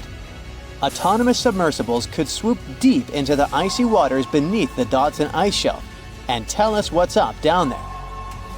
These robotic explorers have fantastic advanced sonar systems. It's that thing that bats or dolphins do. They can use sound to see the world. Basically, they send out sound waves underwater, and when those waves hit something like the ice shelf above or the seafloor below, they bounce back to the system. Animals feel how long it took for the sound waves to return and how they changed. And this helped them understand what's located where. For example, clicks that dolphins send out tell them where the fish are. We copied this crazy evolutionary trick and adapted it to our underwater exploration.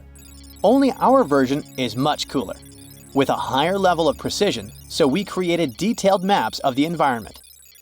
The Ran submarine was one of those robotic explorers. It was named after the Norse deity of the sea. Ran had been meticulously programmed to navigate a treacherous landscape of Antarctica. But even with all this training, its journey led to an unexpected and eerie end. In 2019, Ran was sent to explore the depths beneath the Dotson Ice Shelf. It was a hero, the first one to go on a mission like this. The team said it was like seeing the other side of the moon. For 27 straight days, it worked tirelessly. It traveled over 620 miles beneath the thick ice. That's like a journey from Paris to Berlin. Ran went further and deeper than anyone could have imagined. At one point, it reached over 10 miles into the glacier's belly, and what it discovered down there was astonishing.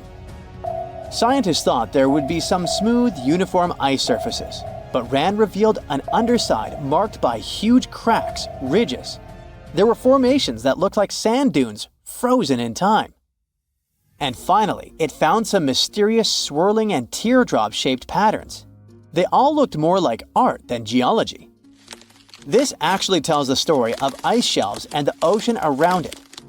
Warm water sneaks in under the ice and melts it from below. Sometimes it smooths the ice out, but other times it carves out these weird, uneven shapes that look like patterns and drawings. And some of these shapes are huge, over 1,300 feet long. That's about 3.5 football fields. The reason why they look like swirling doodles is because the Earth spins. It makes the water turn in special ways, bending the shapes and drawing these spirals. It's called the Coriolis effect. Imagine you were on a merry-go-round and tried to throw something like a ball. It would go in a curve, not a straight line. Same thing happens with the water on Earth. Later, scientists found similar patterns in other Antarctic ice shelves, though they weren't as epic as the ones under Dotson. But Ran also discovered something horrifying. Turns out that these warm waters, aside from being great artists, are also a huge danger. The Dotson ice shelf isn't just hanging out serenely on the sea. It's part of a very delicate system and acts as a protective barrier that holds back huge glaciers in West Antarctica. The ice shelf is floating on the ocean, but it's still connected to the land. As warm water sneaks underneath it and the ice melts, the Dotson can't hold on to the land as tightly anymore. The protective barrier starts to weaken, and this lets the glaciers behind it move faster into the ocean. When those glaciers flow into the sea, they add more water, which could cause sea levels to rise, eventually changing our coastlines. Ran stumbled upon huge pockets where the ice was melting at alarming rates, all due to powerful underwater currents. It was like seeing a ticking clock on the glacier. The stakes were high, but luckily the submarine was ready. This time, it managed to return. And then, it worked for 5 more years, helping scientists with tons of useful data. The missions were daunting. There could be periods where Ran slipped into the pitch-black cavity beneath the glaciers, spending 24 hours without communication. But it was mapping every peak and every valley. It gained experience from over 40 missions below ice. Then, in early 2024, Ran went on a mission to the Thwaites Glacier. The mission was bold from the start. This place is also ominously referred to as the Doomsday Glacier. It's called that because it's slowly melting and has the potential to raise sea levels worldwide if it collapses, causing catastrophes everywhere. That's why Ran was dispatched to explore its underbelly, a place that had never been mapped so intricately before. The idea was to uncover the glacier's secrets, study how rapidly it was melting and why. This was Ran's second time exploring Thwaites. During the previous visit, it became the first sub to ever map the glacier's underside. Ran was exploring the depths from 650 feet to 1,650 feet. It sent a lot of data about how the Doomsday Glacier was slowly melting due to warm ocean currents. But while venturing into these icy depths, something went wrong. Out of nowhere, Ran vanished. Without warning, without a trace. One moment it was sending back crucial data, and the next it had slipped into the abyss. No distress signals, no final transmission, and it didn't return to the point it was supposed to. People sent extensive searches, helicopters soared overhead, drones buzzed through the frozen skies, but no sign of the submersible emerged from the glacier's grasp. After a while, Ran's batteries would certainly run away. So at this point, it had definitely been swallowed by the abyss beneath 1,500 feet of ice. That was a huge and sad loss for the scientific team. The scientists at the University of Gothenburg are now looking to replace Ran and continue their important research under Thwaites. To this day, scientists have no idea what happened to it. Some say it may have been trapped in the ice. Others believe it was pulled away by an unseen current. It also might have collided with something unexpected. Whatever the truth is, its disappearance has left scientists stunned, and it looks like the ice shelf will hold on to its secrets a little longer. At least we gained a treasure trove of knowledge from Ran's journey. Scientists keep exploring Antarctica, looking for history that hides under the snow. For example, they discovered that around 90 million years ago, a lush temperate rainforest thrived near the South Pole. They revealed an ancient world far warmer than they ever imagined. Deep in Antarctica, they unearthed fossilized roots, pollen, and spores preserved in the soil. All this shows that there was a swampy rainforest that flourished despite months of polar darkness. All these discoveries changed our understanding of Earth's climate, both in the past and the future. So get this. Taylor Swift takes a flight from Los Angeles to Tokyo that leaves at 10 a.m. on February 20th. She's on the plane for 12 hours, but she lands only at 2 p.m. the next day in Tokyo. That's a 28-hour difference. So, how did this time warp happen? Well, it's all because of this wonky line. This is the International Date Line. You know, that imaginary line that slices the globe in half and decides who gets to celebrate the new year first? It's the Line Islands, by the way. But crossing this line doesn't just make you feel like you've stepped into a transporter. It actually changes your day. Cross from east to west and boom, it's 24 hours later. If you travel in the opposite direction, crossing the line from the western side to the eastern side, you go back an entire calendar day. Now, you'd think that the international dateline would be a nice, neat, straight line in the ocean where the time zones switch. But in reality, it's as if someone took a ruler and said, let's make this complicated. The line zigzags all over the place, wrapping around islands and causing all sorts of head-scratching confusion. For instance, Big Diomede Island and Little Diomede Island are only 2.5 miles apart but have a 21-hour time difference. And things can get a little more complicated depending on which time zone a country follows. For example, if you travel 659 miles across the dateline from Baker Island to Tokelau, you must add 25 hours. In other words, that's 1 day and 1 hour. And if that doesn't sound weird enough for you, wait, it gets crazier. When it's 6 o'clock in the morning on Thursday in New York, it's still Wednesday night in American Samoa. Meanwhile, over in Kiribati, it's already Friday. Yep, we're talking about 3 different calendar days happening at the same time because of this one imaginary crazy line. This phenomenon occurs every day between 10 o'clock and 10:59 in the morning. So, why does the international dateline look so ridiculous in the first place? Well, great question. Although these zigzags may seem completely arbitrary, they actually have a logical basis. It's pretty much a made-up concept based on the Earth's rotation. The Earth is always spinning, thank goodness, and it takes about 24 hours, or a day, to complete one full rotation. To keep things in sync, people took the Earth and divided it into 24 time zones, each 15 degrees apart. But what is the starting point for a day on Earth? Well, basically, people needed to figure out which of these 24 zones or lines would be the starting line, or the chronocenter. They needed a reference point, a line where they could begin adding or subtracting time as you move east or west. That line is what we now call the prime meridian. But here's the catch. Deciding where to put this starting line, the prime meridian, is totally arbitrary. The idea of establishing a line where days begin and end goes all the way back to at least the 1300s. Back then, map makers were doing their own thing, picking their own east-west dividing lines called meridians, which, by the way, is just a fancy Latin word for midday. Without a universal standard for when a day officially started or ended, sailors on long voyages just had to wing it, figuring out how to handle the time they were gaining or losing along the way. So, in 1884, people decided to organize this whole mess.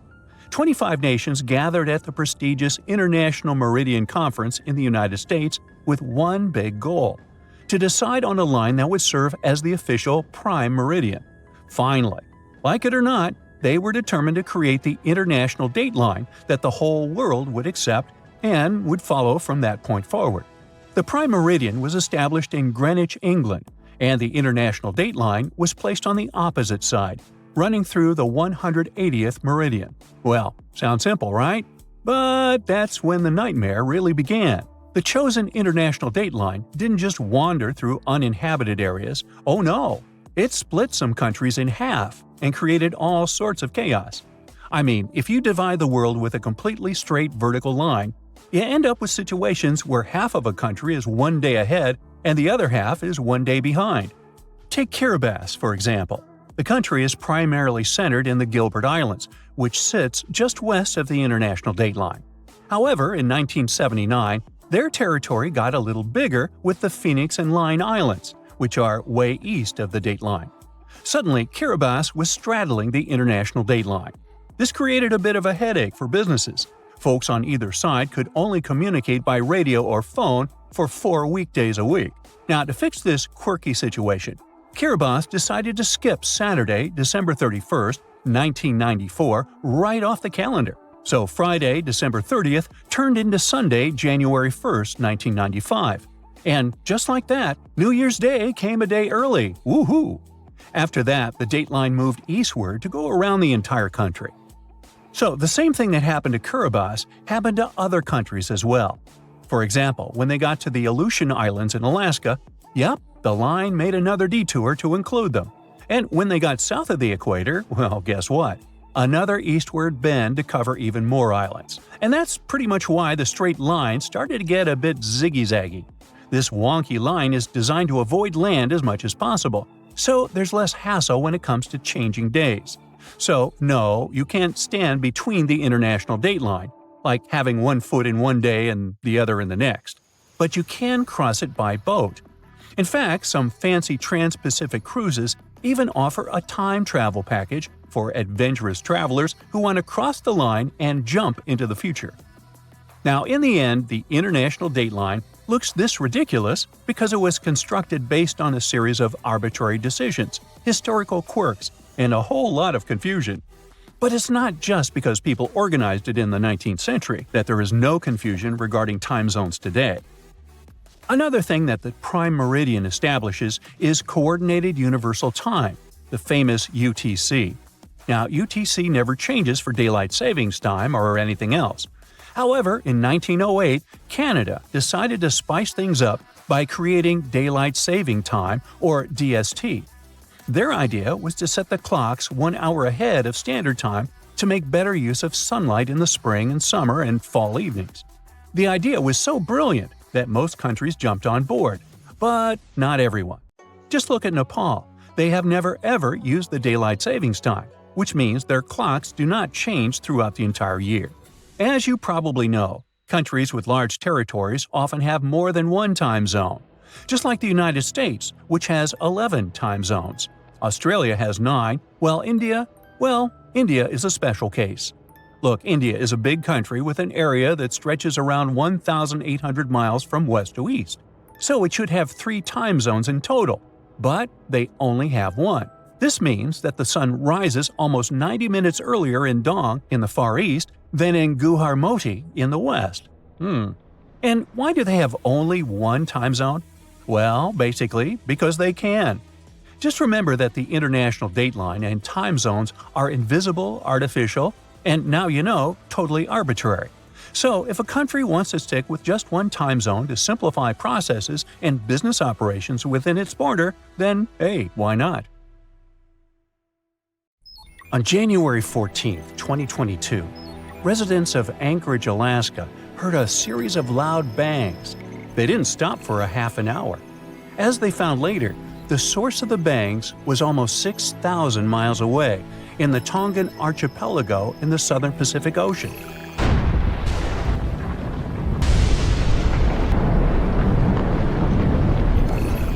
The Hunga Tonga underwater volcano abruptly woke up from its sound sleep. It last erupted at the end of December 2021 after several years of inactivity. Hunga Tonga sent a large plume of ash into the stratosphere that was seen in the capital city of Tonga, 43 miles away from the volcano. In the following days, it was emitting steam and gas to the height of 7 miles. Plus, it was letting out ash that accumulated next to it and even made the island on which it was standing increase in size. Then it went back to sleep, and the officials even announced it was dormant. But just a couple of weeks later, it woke up again with a crazy force. It sent ash clouds 12 miles into the atmosphere. It blocked the sun in some places and rained down from the sky. The sound waves from the eruption traveled around the planet several times. People in Fiji heard a sound that reminded them of thunder. Some booms even reached Canada. Shockwaves went around the Earth 4 times in Japan and Utah, and at least twice in Massachusetts. The eruption caused tens of thousands of lightning flashes. It also triggered a mega tsunami hundreds of feet high. It caused damage to buildings and infrastructure, such as underwater cables. The extreme waves traveled all the way to the California coast, and there was an unusually high tide along the Pacific coast of Canada. Scientists studied seismic data to understand what caused such a massive eruption. Their research model showed that there was a big blast, likely because gas got trapped in rocks, like how a pressure cooker works when it's overcooked. This blast released a huge amount of energy, as much as 5 of the biggest underground nuclear tests. It all happened under a shallow part of the sea, where gas-filled rock was trapped.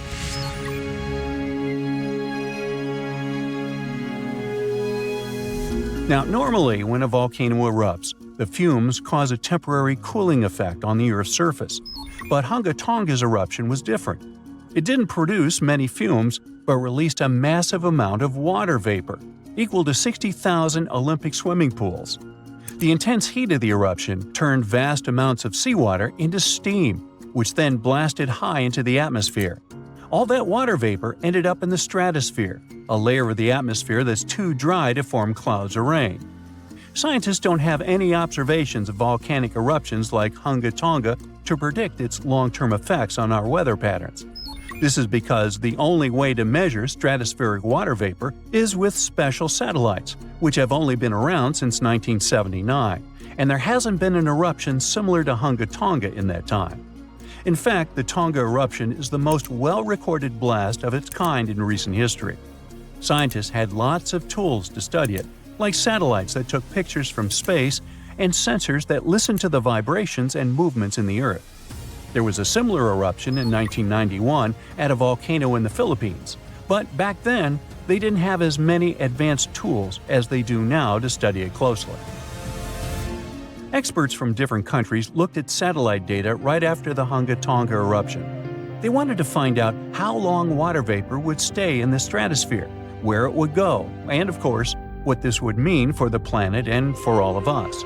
The first big result of the eruption, at least partially, was a huge hole in the stratosphere that was hanging on for several months in 2023.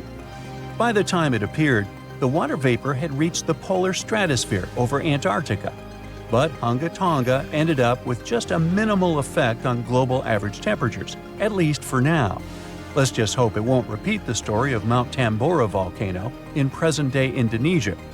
Over 2 centuries ago, in 1815, this bad guy interrupted and caused the year without a summer. In the following year, the winter was unusually cold and wet across Europe and North America. There were also some catastrophic tsunamis, destroying homes that took 10,000 lives and 80,000 more who fell ill in the aftermath. Now, you can't miss an event like Hunga Tonga or Tambora eruption, but some underwater volcanoes are discovered by accident. A passenger on a commercial flight looked out her window above the Pacific Ocean and saw a weirdly colored patch on the water. She thought it could be an oil slick or a floating pumice raft, which is a telltale sign of a recent volcanic eruption. She decided to send a photo of this scene to a geologist.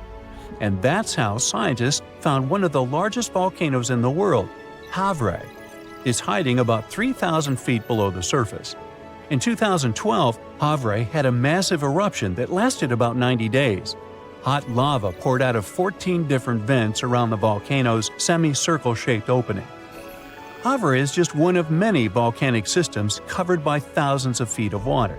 These volcanoes are the most active on Earth and are part of a giant system called mid-ocean ridges that stretches around the world. This system produces about 75% of all the magma that comes out of Earth's volcanoes each year. It releases over half a cubic mile of lava.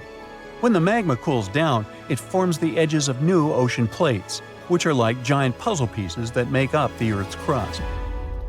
A team of scientists studied material left on the ocean floor by volcanic eruptions from the Bronze Age. About 3,600 years ago, a volcano that was partly underwater in the southern Aegean Sea woke up with a bang.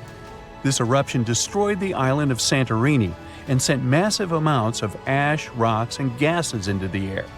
It left behind thick layers of ash and rock that settled in piles on the ocean floor. Scientists have been studying the ancient Santorini eruption for several years to figure out what happens during such massive ones. Their research helps explain how future volcanic eruptions could affect the weather on our planet.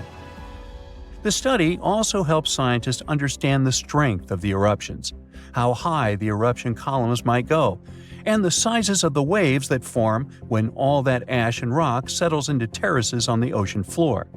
This information will help predict the dangers of future eruptions.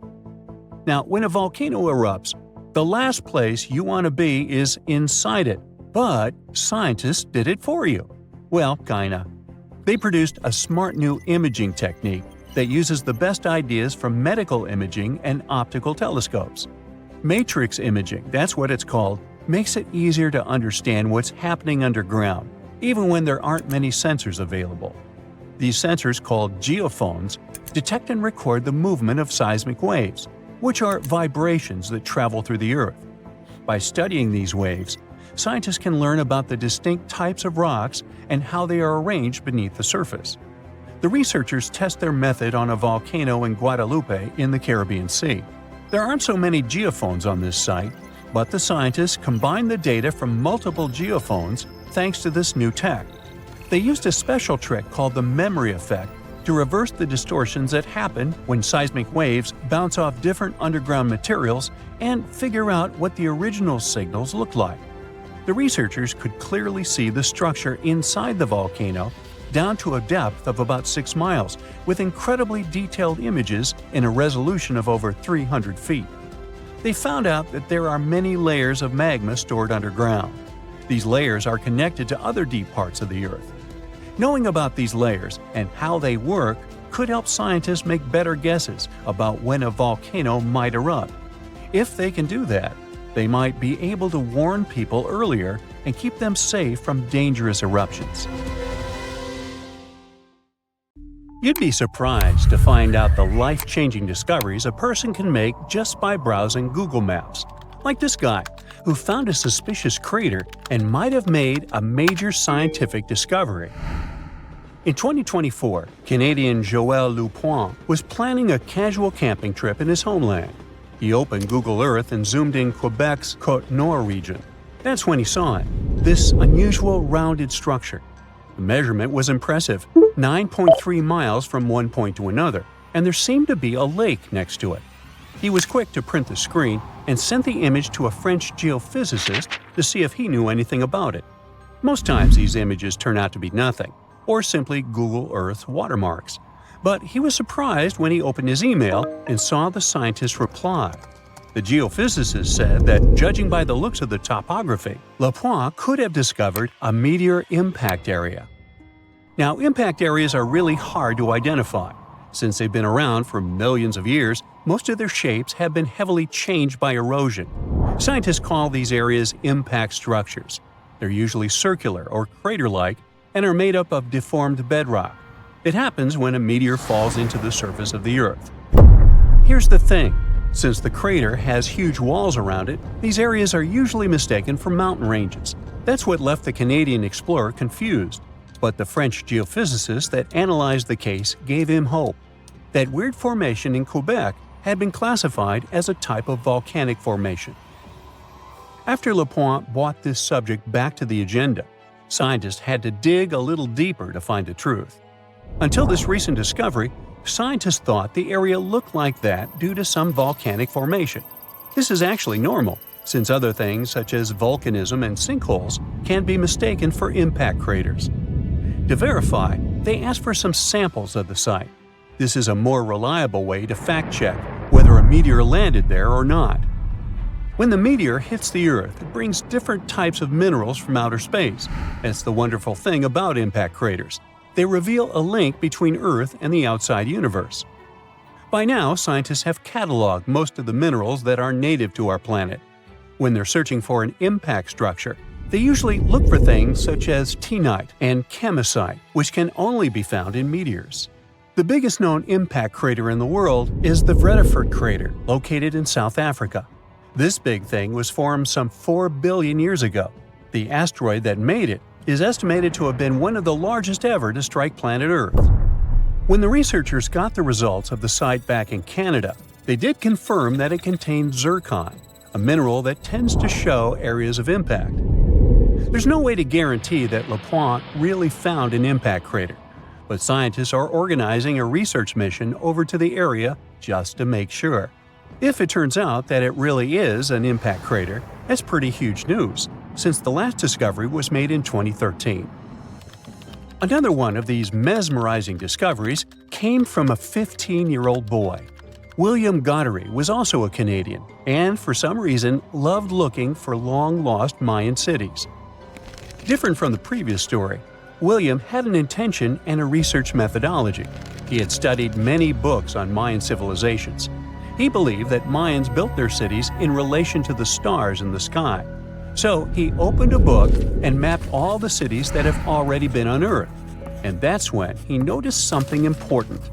There is an area in the Yucatan Peninsula in Mexico where archaeologists have unearthed 2 Mayan cities. But on the constellation map, there are 3 stars. He thought to himself, could this mean there is a lost city waiting to be discovered nearby? William Gattery is known to be a science genius and has even won an award for this constellation theory. When he noticed that a 3rd city was missing from the 23rd constellation he was examining, he began to search Google Earth for satellite pictures that could help him solve this mystery. Advances in satellite tech have shed new light on long-lost Mayan cities such as Tikal.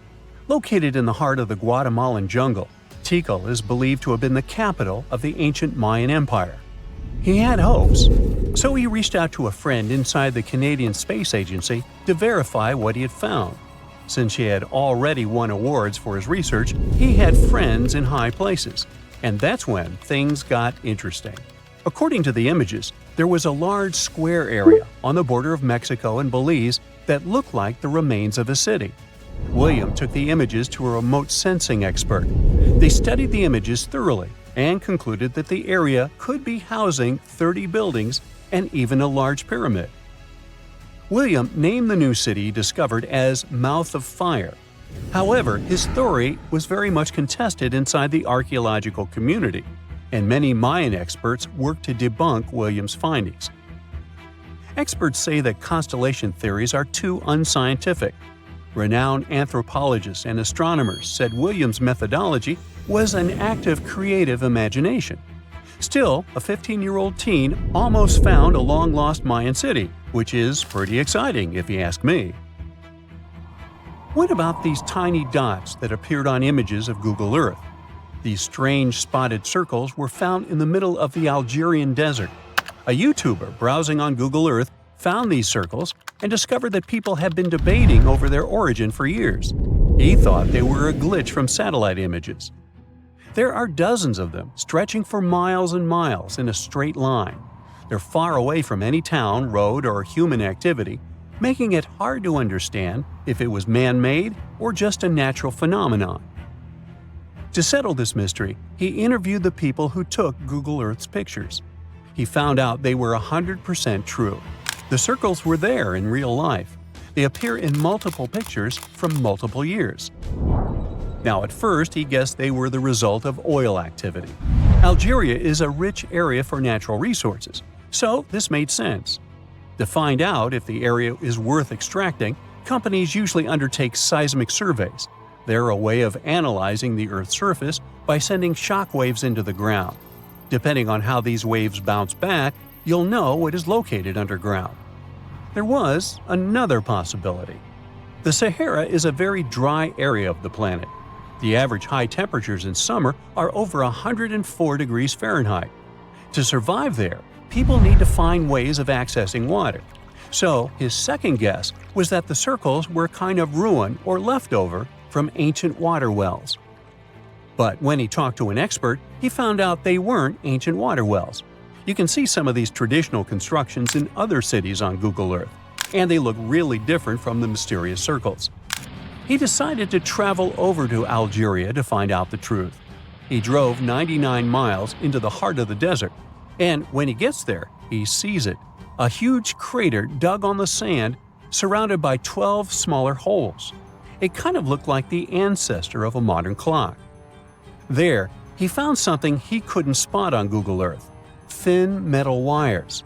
When the curious YouTuber and his teams started to dig in the sand, they found old dynamite and some sardine cans. Apparently, they were hiding the truth. The Sahara Circles, as they were famously called, were not the historical leftovers of seismic surveying. Back at the time when these circles were made, this technology didn't even exist, but they were sure related to oil exploration. The dynamite holes were an ancient method of oil searching, and the sardine cans, well, they were left by the workers who were exploring the region. Another Google Earth mystery solved. There's a place on Earth so dangerous that even the most fearsome creatures of today wouldn't last a moment there. It used to exist in what we now call southeastern Morocco, the land called the Chem Chem beds. The story of this place stretches back to the Cretaceous period, about 100 million years ago. It might have looked like a beautiful place at first sight, a lush green forest, rivers glittering in the sun, until you meet some terrifying dinosaur. The lions or sharks of today are nothing compared to what the fossils show us. The Chem Chem beds were dominated by terrifying predators, and above them all, 3 of the largest predatory dinosaurs ever discovered. For example, Spinosaurus. This dinosaur was unlike anything you can imagine, a half reptile, half monster standing over 50 feet tall, bigger than a T-Rex. This hybrid with a crocodile-like snout and a sail on its back hunted the forests.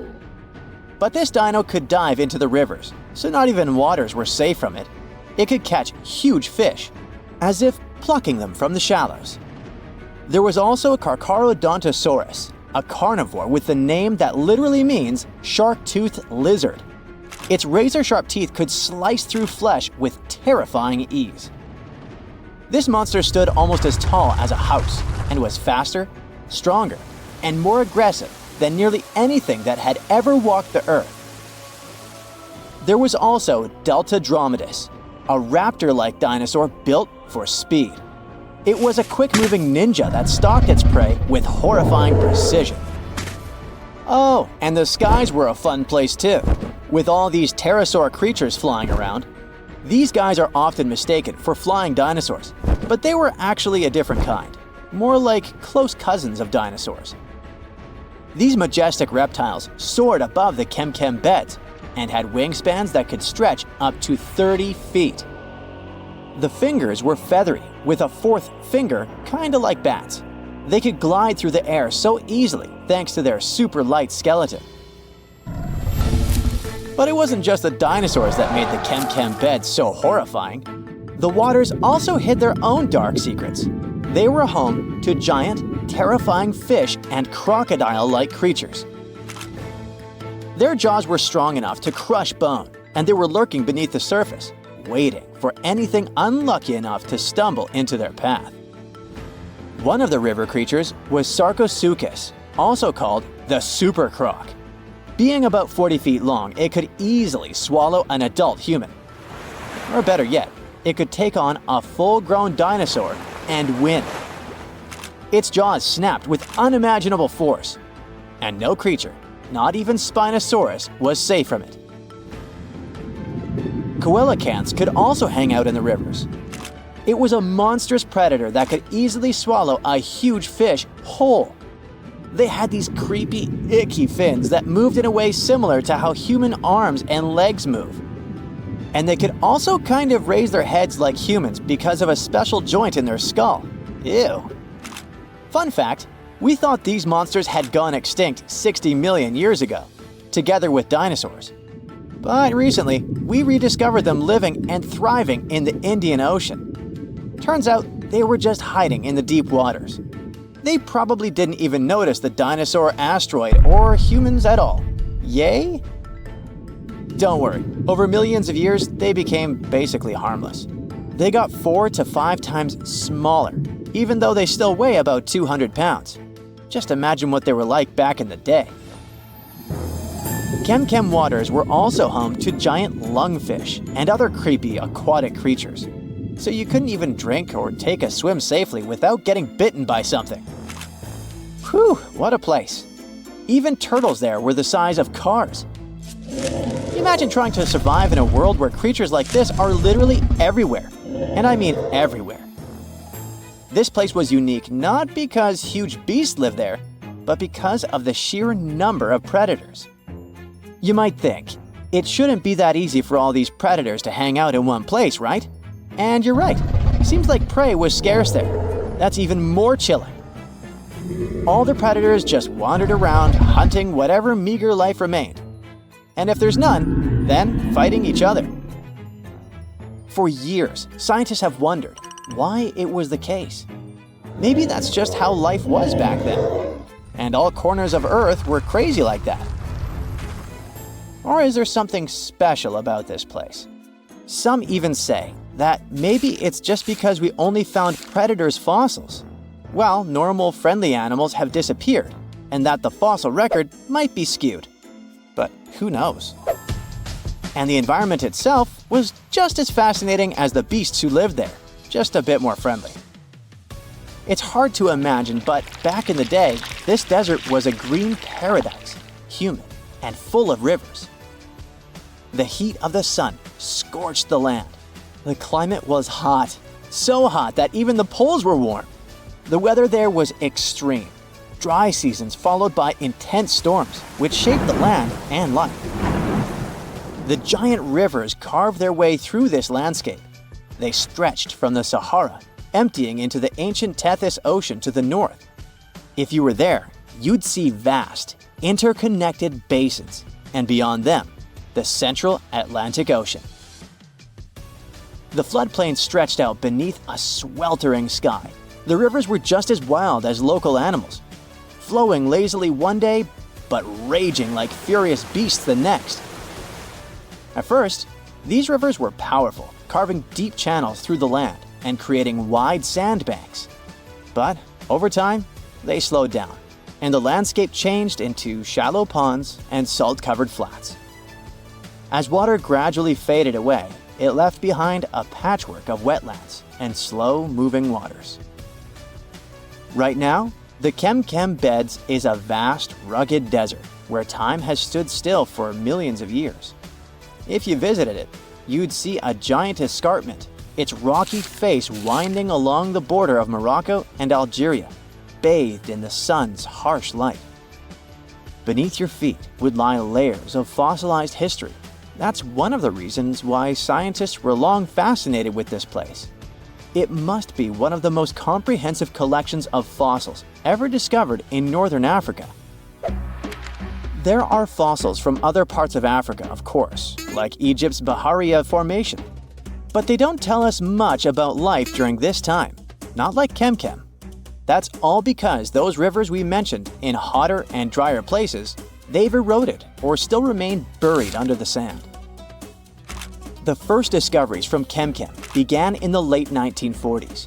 A scientist named Schubert uncovered bony fish fossils among the escarpment near the Morocco-Algeria border. Just a few years later, a paleontologist, René Lavoca, took things to the next level. Traveling by camelback, he scoured the desert landscape and uncovered a real treasure trove of fossils. He found the partial skeleton of a massive herbivore dinosaur. Finally, at least one peaceful creature in the Chem Chem beds. This long-necked giant roamed the ancient river valleys and ate leaves like a good boy. For the next several decades, scientists only did small-scale fossil hunting expeditions to this place. There were modest discoveries made here and there. Then, in the 1970s, German paleontologist Helmut Alberti led his team to the Chem Chem beds, and that's when things took a wild turn.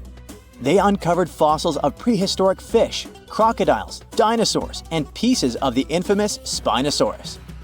Imagine being one of the scientists on that team. They were probably jumping from excitement. By the mid-1990s, the fossil game changed dramatically. Incredible new species were identified from the Chem Chem beds. Over the years, the discovery pace has only accelerated. Paleontologists, armed with new tools and techniques, have uncovered more fossils than ever before, and there's only more to come. The snowpack over your head splits in two right in front of your eyes and starts tumbling down in the frozen slope to its resting place far, far below. Anything in its way is crushed under the immense mass of snow and debris. You're witnessing an avalanche, one of the most dangerous natural disasters. But what if I tell you about another kind of avalanche, no less blood-chilling than the mountain one? And the most bizarre thing about it is that it occurs underwater. Underwater avalanches are powerful and disastrous natural phenomena, often much more dangerous than land ones. They have the potential to wreak havoc on the entire planet, leading to catastrophic consequences. The most alarming thing? They occur all the time under the surface of the ocean, impossible to see, predict, and extremely difficult to measure. Such avalanches can get 100 times larger than land ones, and they pose a great risk to the world's communications, capable of leaving the entire planet without the internet. But we'll talk about it a bit later. First, let's go 60,000 years back into the past. We're near the northwest coast of Africa, ready to witness the colossal scale and devastating impact of a ginormous underwater avalanche. It started as a quite small underwater landslide in the Agadir Canyon. At first, it was just 0.35 cubic miles of material, but in no time, this mass increased more than 100 times in size while traveling across the Atlantic Ocean floor. As the avalanche sped up and grew, it picked up gravel, sand, rocks, and mud. It carved a devastating path through one of the world's largest submarine canyons, wiping out all forms of animal and plant life on its way. The disastrous flow was so powerful that it literally eroded a 250-mile stretch of the canyon, cutting hundreds of feet into its sides and damaging a total area of 1,740 square miles. That's the area of more than 3.5 New York cities. As for the force of the flow, it was so immense that it propelled massive boulders up the canyon walls to heights of up to 430 feet. Before scientists discovered the evidence of this catastrophic event, they had seriously underestimated the scale of destruction caused by submarine avalanches. By the way, these devastating catastrophes can start not only far away in the ocean, but also at estuaries. Let's go back to 14 January 2020 and see for ourselves. A turbidity current, a rapid, downhill flow of water containing a lot of sediment, rushed more than 680 miles from the Congo River estuary in the deep sea. This current appeared due to two factors: terrible flooding along the Congo River in late December 2019 and unusually large spring tides. This resulted in an avalanche of sand and mud. Its volume was equivalent to 1/3 of all the sediment produced annually by all the rivers in the world. This sediment avalanche accelerated, increasing in speed from 17 feet per second in the upper part of the Congo Canyon to 26 feet per second when it reached the end of the channel, almost 700 miles away from the coastline. This route made it the longest avalanche of sediment ever measured on our planet. 2 days later, the flow reached the deep ocean. The avalanche broke 2 seabed telecommunication cables, cutting internet data speeds all the way across West, Central, and South Africa. Now, before this disaster, scientists considered that measuring powerful deep-sea avalanches was impractical. But the sediment flow in the Congo Canyon could be monitored directly, finally allowing researchers to assess how major river floods connected to the deep sea. They also concluded that how often underwater avalanches occurred depended on where the observer was. Seafloor canyons that are close to river mouths can experience several tiny avalanches per year. Other systems, far from river discharges like the Agadir Canyon, can only have one monster of an avalanche every 10,000 years or so. You're likely wondering, what can trigger an avalanche under the surface of the ocean? Well, earthquakes, typhoons, high tides, river floods, and even volcanic eruptions. And due to our changing climate, such events become more and more frequent and intense. At the same time, these triggers don't mean that an avalanche is bound to happen, nor do they relate to the scale of the event. See for yourself. In 1755, a powerful earthquake hit the coast of Portugal, wiping out large parts of Lisbon. Tens of thousands of people lost their lives during that disaster, but it only triggered a tiny underwater avalanche. And in 1929, a large earthquake off the coast of Newfoundland, Canada, triggered the largest underwater avalanche ever recorded. The flow traveled at a speed of 42 miles per hour, carrying boulders, sand, and mud. It snapped 11 seabed cables on its journey downhill. The avalanche was so powerful, it produced a tsunami that claimed the lives of 28 people along the coastline. Now, submarine avalanches are totally invisible because they happen deep under the ocean surface, which makes them extremely hard to study. But we must find a way because these flows are super important. They transport sediments, nutrients, and even pollutants across the ocean floor. So, a research team from Liverpool decided to unravel this mystery. Over the last 40 years, they've collected more than 300 samples from the ocean floor.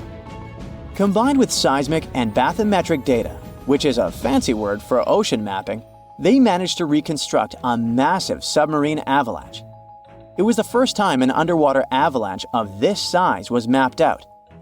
An even cooler thing, the event itself started off pretty modestly, but it quickly evolved into a colossal avalanche that grew to more than 650 feet tall. To put that into perspective, imagine a skyscraper-sized avalanche zooming from Liverpool to London, cutting a trench 100 feet deep and 9 miles wide. Then it spread out over an area bigger than the UK, covering it with several feet of sand and mud. That's like burying a whole country. These findings are actually a big deal because they show that even a small underwater landslide can turn into something massive and super destructive. But that's not the worst. Think about undersea internet cables, which are essential for global communication.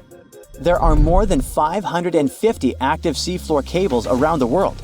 Their combined length is a whopping 870,000 miles. That's enough to wrap around our planet 35 times. When a submarine avalanche breaks seafloor cables, the effects are usually super expensive and devastating. For example, in 2006, an earthquake in Taiwan triggered underwater avalanches that cut loads of seafloor cables connecting Southeast Asia with the rest of the world. The largest internet operator in China had a 90% loss of traffic to the USA at the peak of the event. As for Taiwan itself, it experienced between 74 to 100% loss in traffic to neighboring islands. So now you probably get why we need to learn more about this natural phenomenon. Luckily, researchers at Tulane University have found a way to study it in 3D. Previous studies only looked at submarine avalanches in 2D, which didn't give the full picture of how they actually behaved.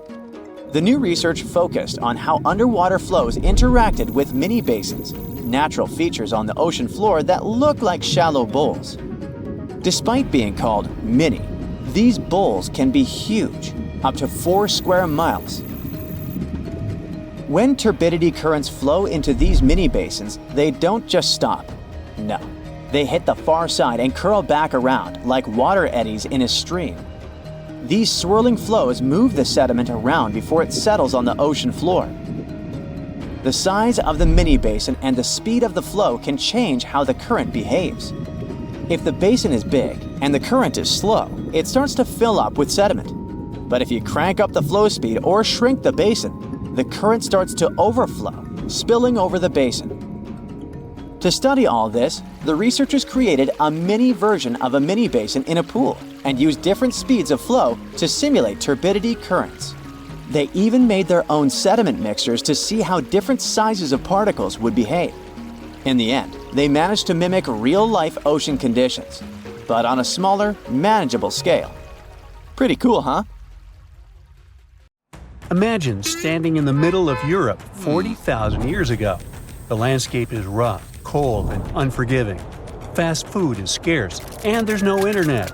Suddenly, from out of the woods steps a figure, stocky, strong, and with a face that is quite unusual. This human looks similar to us, but something about them is different.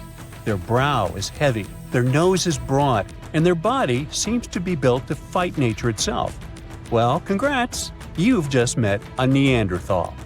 You might have thought that Neanderthals were basically ancient humans, but that's not really true.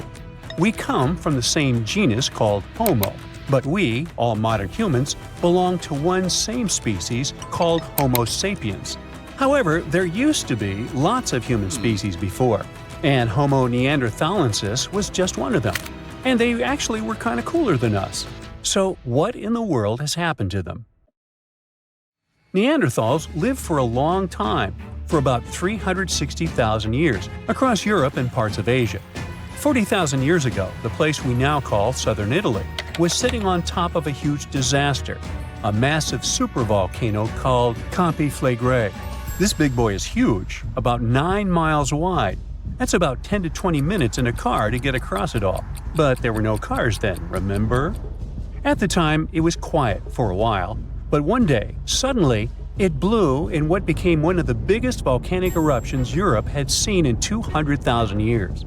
The catastrophe was so crazy that ash, gases, and debris altered the climate across the entire continent. What comes next is usually called a volcanic winter. Average temperatures drop, the sky gets darker, and life becomes even harsher than it already is. The eruption, known as the Campanian Ingumbrite, caused Europe to cool by as much as 7 degrees Fahrenheit. Doesn't sound like much? Well, the drop of even 1 degree would cause winters to become harsher, causing horrible snowfall, rains, and floods. Crops would struggle to grow, leading to food shortages. The weather would go wild, too, with storms and droughts. Kind of like now. Except multiply this by 7. Events like these caused some huge chaos in modern times. You can imagine what it did to the Neanderthals. But in reality, a simple volcanic eruption shouldn't destroy an entire species, right? Well, yes. The truth is, the Neanderthals were already hanging by a thread back then, and all because of us. They've been in a tough spot for a while. They lived in places that are now parts of Europe, Western Asia, and the Middle East. Modern humans, us Homo sapiens, entered Europe and were giving them some serious competition for food and shelter. Homo sapiens were sneaky dudes, better at finding food, easily adapting to different environments, and using more advanced tools. We were pushing Neanderthals out, trying to get the same resources. We literally made their extinction a slow and very unpleasant process. So, while the volcano definitely made things worse, it wasn't their only problem, and they didn't completely disappear after the eruption. Some of them hung on in isolated places, like Gibraltar, for another 12,000 years. That's because it's likely most of the severe cooling actually happened farther east, away from where the Neanderthals were trying to survive, and it didn't hit their homes as hard as we thought. In fact, the eruption may have even helped them, at least for a while. Some scientists say that the volcanic fallout might have slowed down modern humans' expansion into Neanderthal territory and gave the poor fellas a little more time to survive. So, the Conflagration eruption was a nasty event, but it only delayed the inevitable. Conflagration is a wild card. It's also known as the Fields of Fire. The air itself there is thick with legend. The Greeks and Romans believed this volcano was the gateway to the underworld. Even an ancient Roman poet, Virgil, mentioned this in his famous story, the Aeneid. The hero Aeneas must descend into the underworld, and this place is exactly where he starts. Back in the day, this landscape was full of Roman villas, spas, and fish ponds. The elite had the time of their lives there. What they didn't know, though, was that they were standing on treacherous ground that could go crazy at any moment. The Conflagration is not your typical volcano. You'd imagine a single towering peak, but the landscape looks deceivingly calm, with small features popping up here and there. But if you flew above it, the sight would be insane. A gigantic circular basin, peppered with volcanic cones and craters, like scars from the Earth's violent past. The danger here lies in its subtlety. The ground beneath your feet is constantly shifting, even when you don't notice it.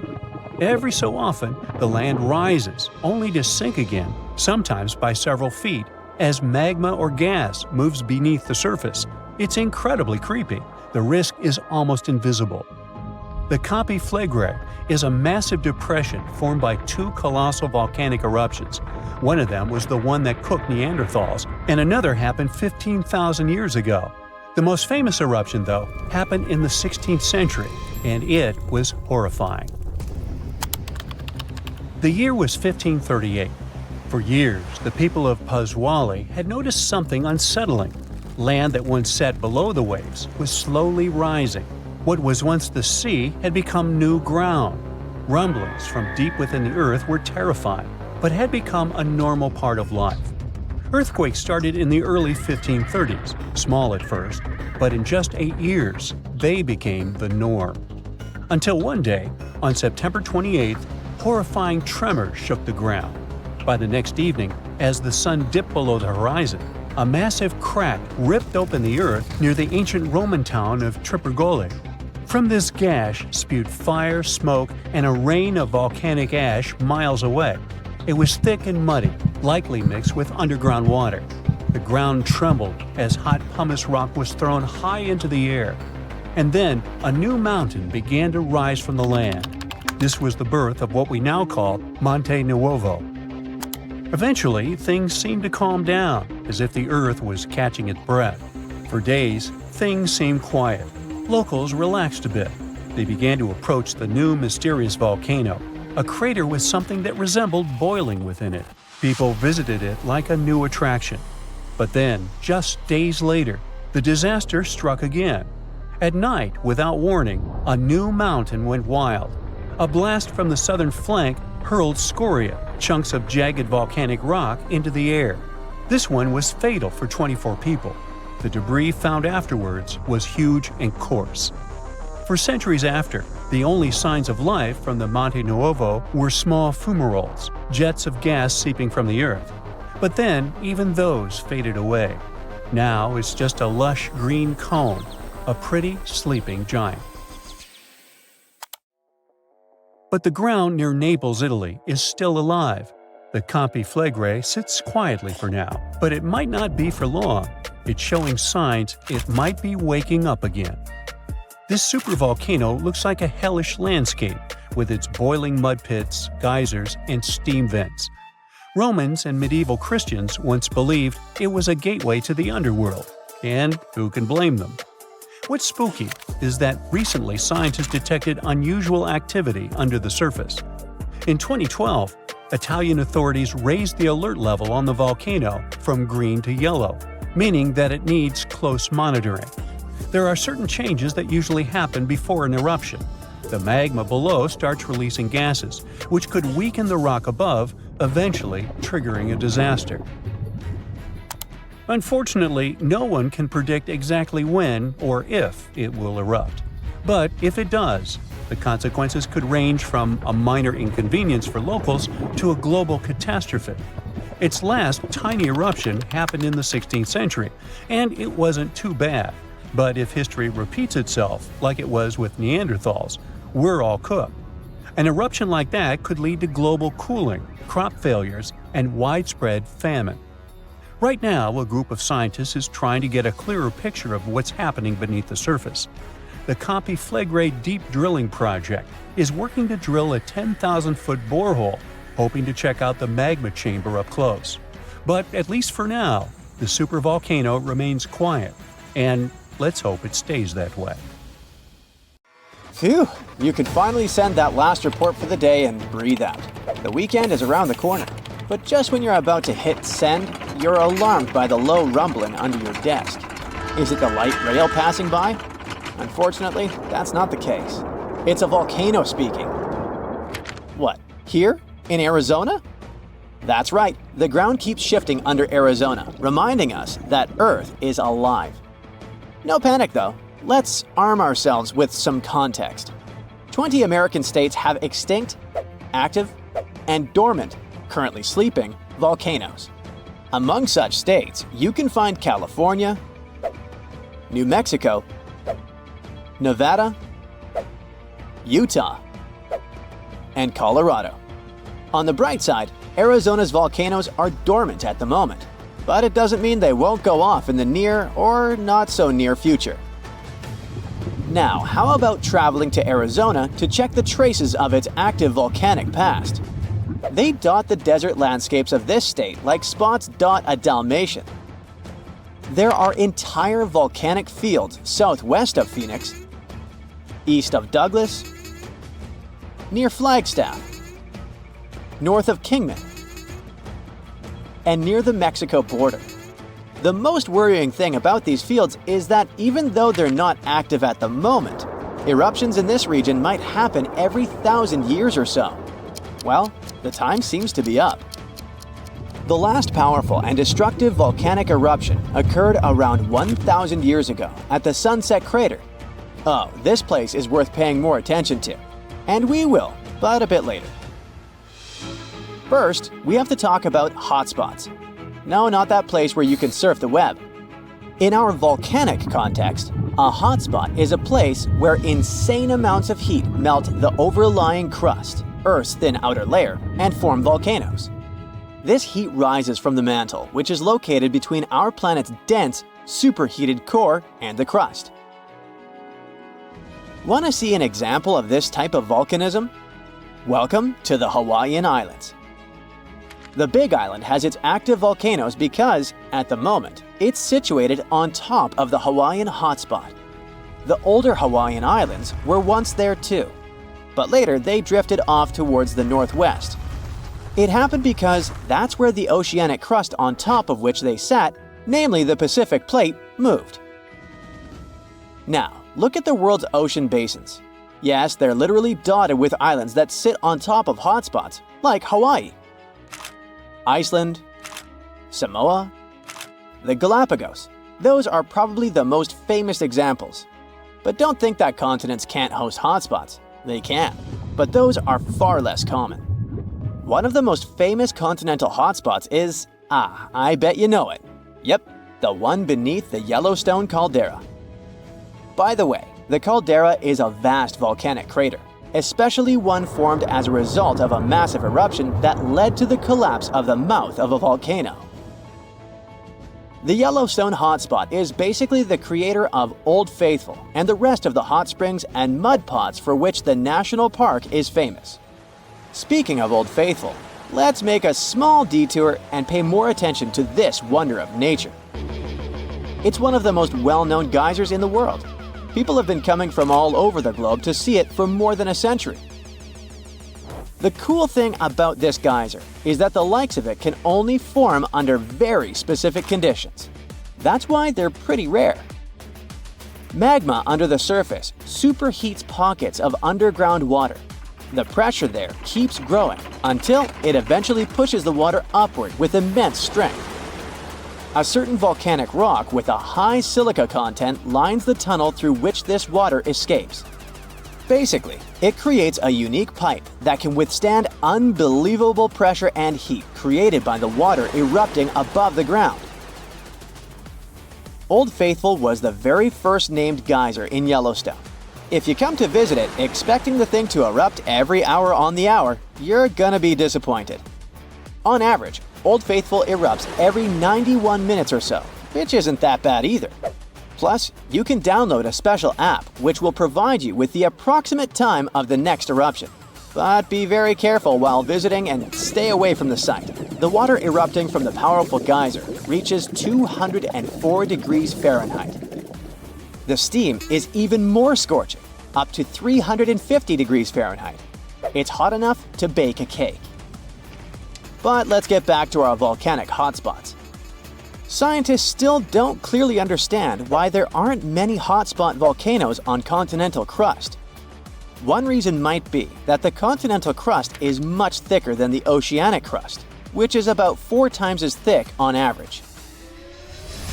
Another reason could be that most of Earth's crust, about 2/3 of it, is oceanic.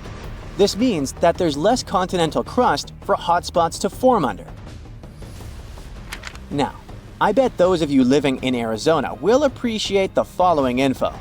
We'll talk about a volcanic field right in the heart of this state, the San Francisco Volcanic Field. That's a massive area filled with over 600 volcanoes. Yes, they're mostly small, but it doesn't make them any less impressive.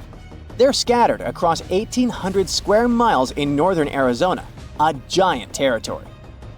Interestingly, scientists are still debating about whether this volcanic field is actually sitting on top of a hotspot.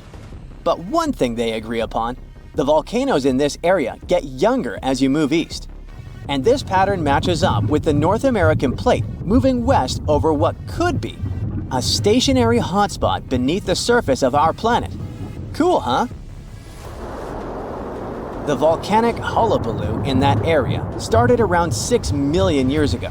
So, in geological terms, it's relatively young. As for the most recent eruption, it happened less than 1,000 years ago. The Sunset Crater, which I mentioned before, the one near Flagstaff, is the most famous vent from that eruption. The Sinagua people had to leave their homes at Wupatki Pueblo because of the eruption. That site is now part of the Wupatki National Monument. There, you can see how people lived in this volcanic region many years ago. If you go to explore this area, you'll notice that most of the volcanoes there are basalt cinder cones, small and steep. The Colorado Plateau has quite dry weather conditions. That's why the volcanoes haven't worn down much.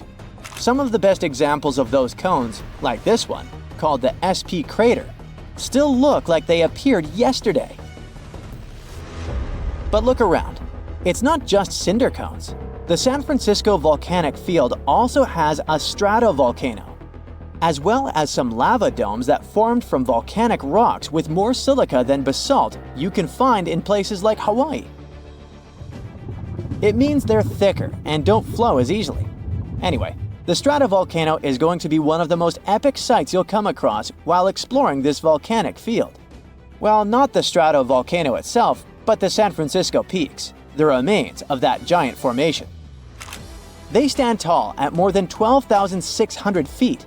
That's 4.5 Burj Khalifas placed on top of one another. It makes the peaks some of the biggest landmarks in northern Arizona. They're not only stunning, but also sacred to the Native American people who have lived in the area for many generations. Now, unlike those super active volcanoes in Hawaii, the San Francisco volcanic field takes its time, thousands of years between eruptions. But you shouldn't relax just yet. Geologists say another eruption is likely to happen one day. It will probably occur in the remote eastern part of the field, away from big towns. Phew! And if that next eruption is anything like the one that formed Sunset Crater, it would be quite the show. Lava fountains and rivers of lava flowing. At the same time, the next eruption might not happen for centuries, maybe even millennia. Until then, the San Francisco volcanic field will remain a hidden gem of volcanic history, waiting for its next fiery performance. There's an old volcano in Bolivia called Uturuncu. It hasn't erupted in about 250,000 years, so you may think that's the end of its story. But recently, it has started to act a little strangely. At the moment, it resembles a zombie that's waking up from a long nap. Uh-oh, is that kind of apocalypse nearing? Uturuncu is a huge mountain in the Andes that's almost 20,000 feet tall. It's called a stratovolcano, which means it's big, steep, and cone-shaped. These kinds of volcanoes are made from layers of lava, ash, and rocks. They can have terrifying, powerful, explosive eruptions because their lava is thick and traps gas inside. Think of it like a shaken-up soda that's ready to burst. Famous ones like Mount Vesuvius are just like Uturuncu. And do you remember about the tragic fate of Pompeii, completely destroyed during the eruption of Mount Vesuvius? Does something similar await Bolivia? Even though Uturuncu has been quiet for a long time, scientists have noticed that it's been letting out gas, rumbling with small earthquakes, and even making the ground around it bulge, kind of like it's stretching. So, people started wondering if it was getting ready to erupt again. Scientists decided to take a closer look at this situation and found out that liquid and gas moving around under the volcano is causing all this activity. It doesn't mean the volcano is definitely going to erupt, but it helps explain why it still seems alive. Let's dive into details. Since the 1990s, scientists have been using satellites and GPS to keep an eye on the ground around the Uturuncu volcano. At one point, they noticed something weird. The ground was rising in the middle and sinking around the edges, kind of like a sombrero hat. The middle part has been slowly going up for at least 50 years, by about 0.4 inches a year. It doesn't sound like a lot, but hold on. This strange shape, along with lots of tiny earthquakes and gas like carbon dioxide coming out of the volcano, made scientists think that there might be a giant blob of magma growing under the mountain. If that were true, it could mean only one scary thing. The volcano could be getting ready to erupt. Uturunco sits on top of a huge underground pool of magma called the Altiplano Puna magma body. This pool is really big and really deep, stretching under parts of Bolivia, Chile, and Argentina. Scientists thought that magma from the APMB might be rising and collecting near the surface, which could lead to an eruption. But now, after studying more than 1,700 earthquakes and checking the rocks around the volcano, scientists have a new idea. Apparently, it's not magma rising up. Instead, hot fluids and gases are traveling up from the APMB through a narrow path shaped like a chimney. These gases, like steam and CO2, can get trapped under the top of the volcano, while salty water, brine, spreads out sideways into tiny cracks in the rocks.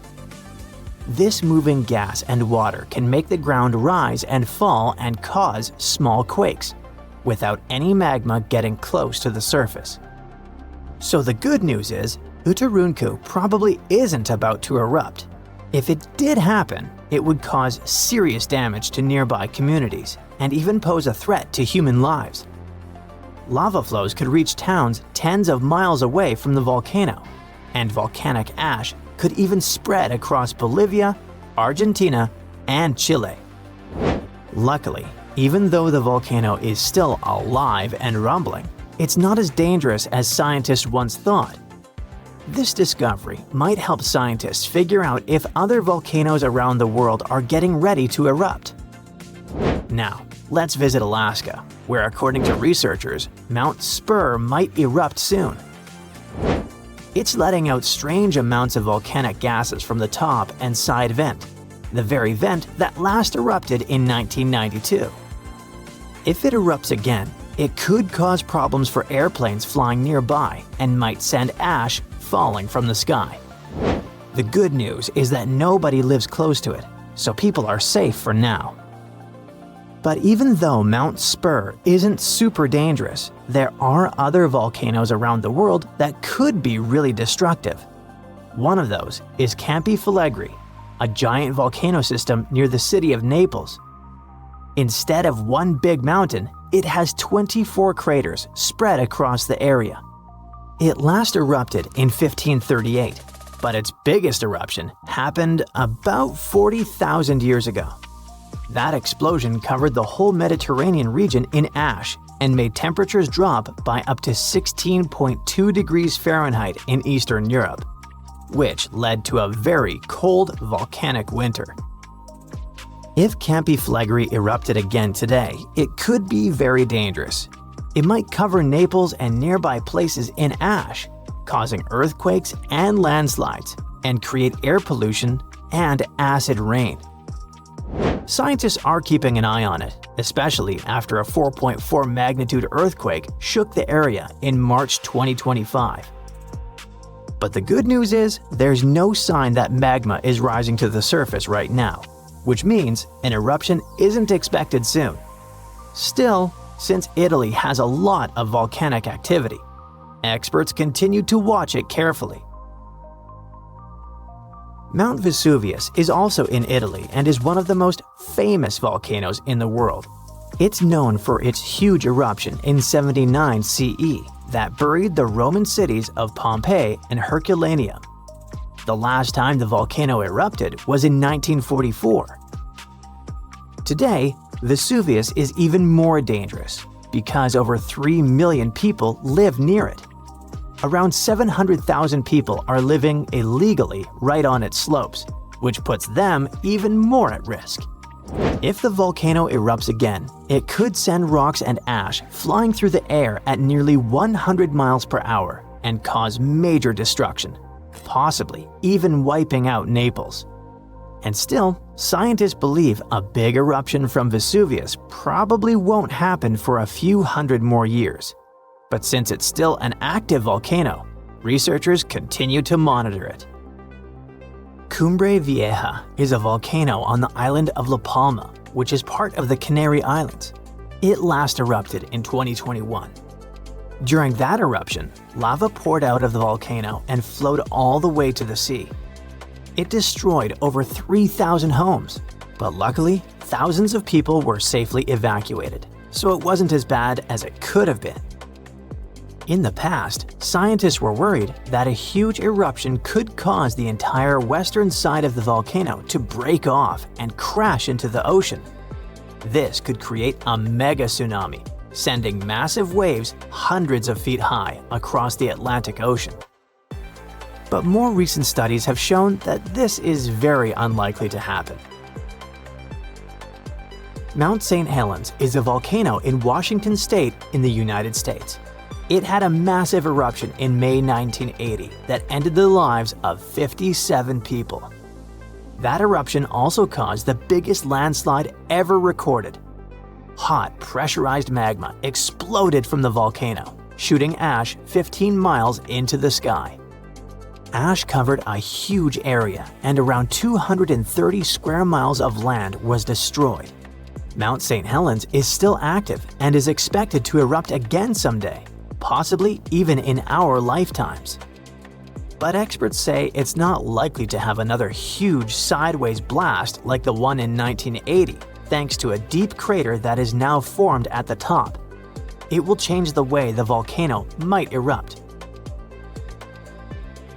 Popocatépetl is a big, active volcano in Mexico. It's been slowly erupting on and off since the early 2000s. It's really close to a lot of people, just 40 miles from the Mexico City metropolitan area, which has about 22 million people, and 30 miles from Puebla, which is home to about 6 million inhabitants. If Popocatépetl had a huge eruption, it could cover Mexico City in thick ash as much as 8 inches deep. That ash could block drains, mess up the water, and even stop the electricity from working. Even worse, fast-moving lava and super hot flows, called pyroclastic flows, could rush down the mountain and destroy towns nearby. The volcano was quiet for 50 years, but now it rumbles and shakes pretty often. There have been over a dozen small eruptions, including some as recent as February 2024. Some nearby places got covered in ash, but scientists say this isn't too surprising, and they're keeping a close eye on it. That's it for today. So hey, if you pacified your curiosity, then give the video a like and share it with your friends. Or if you want more, just click on these videos and stay on the bright side.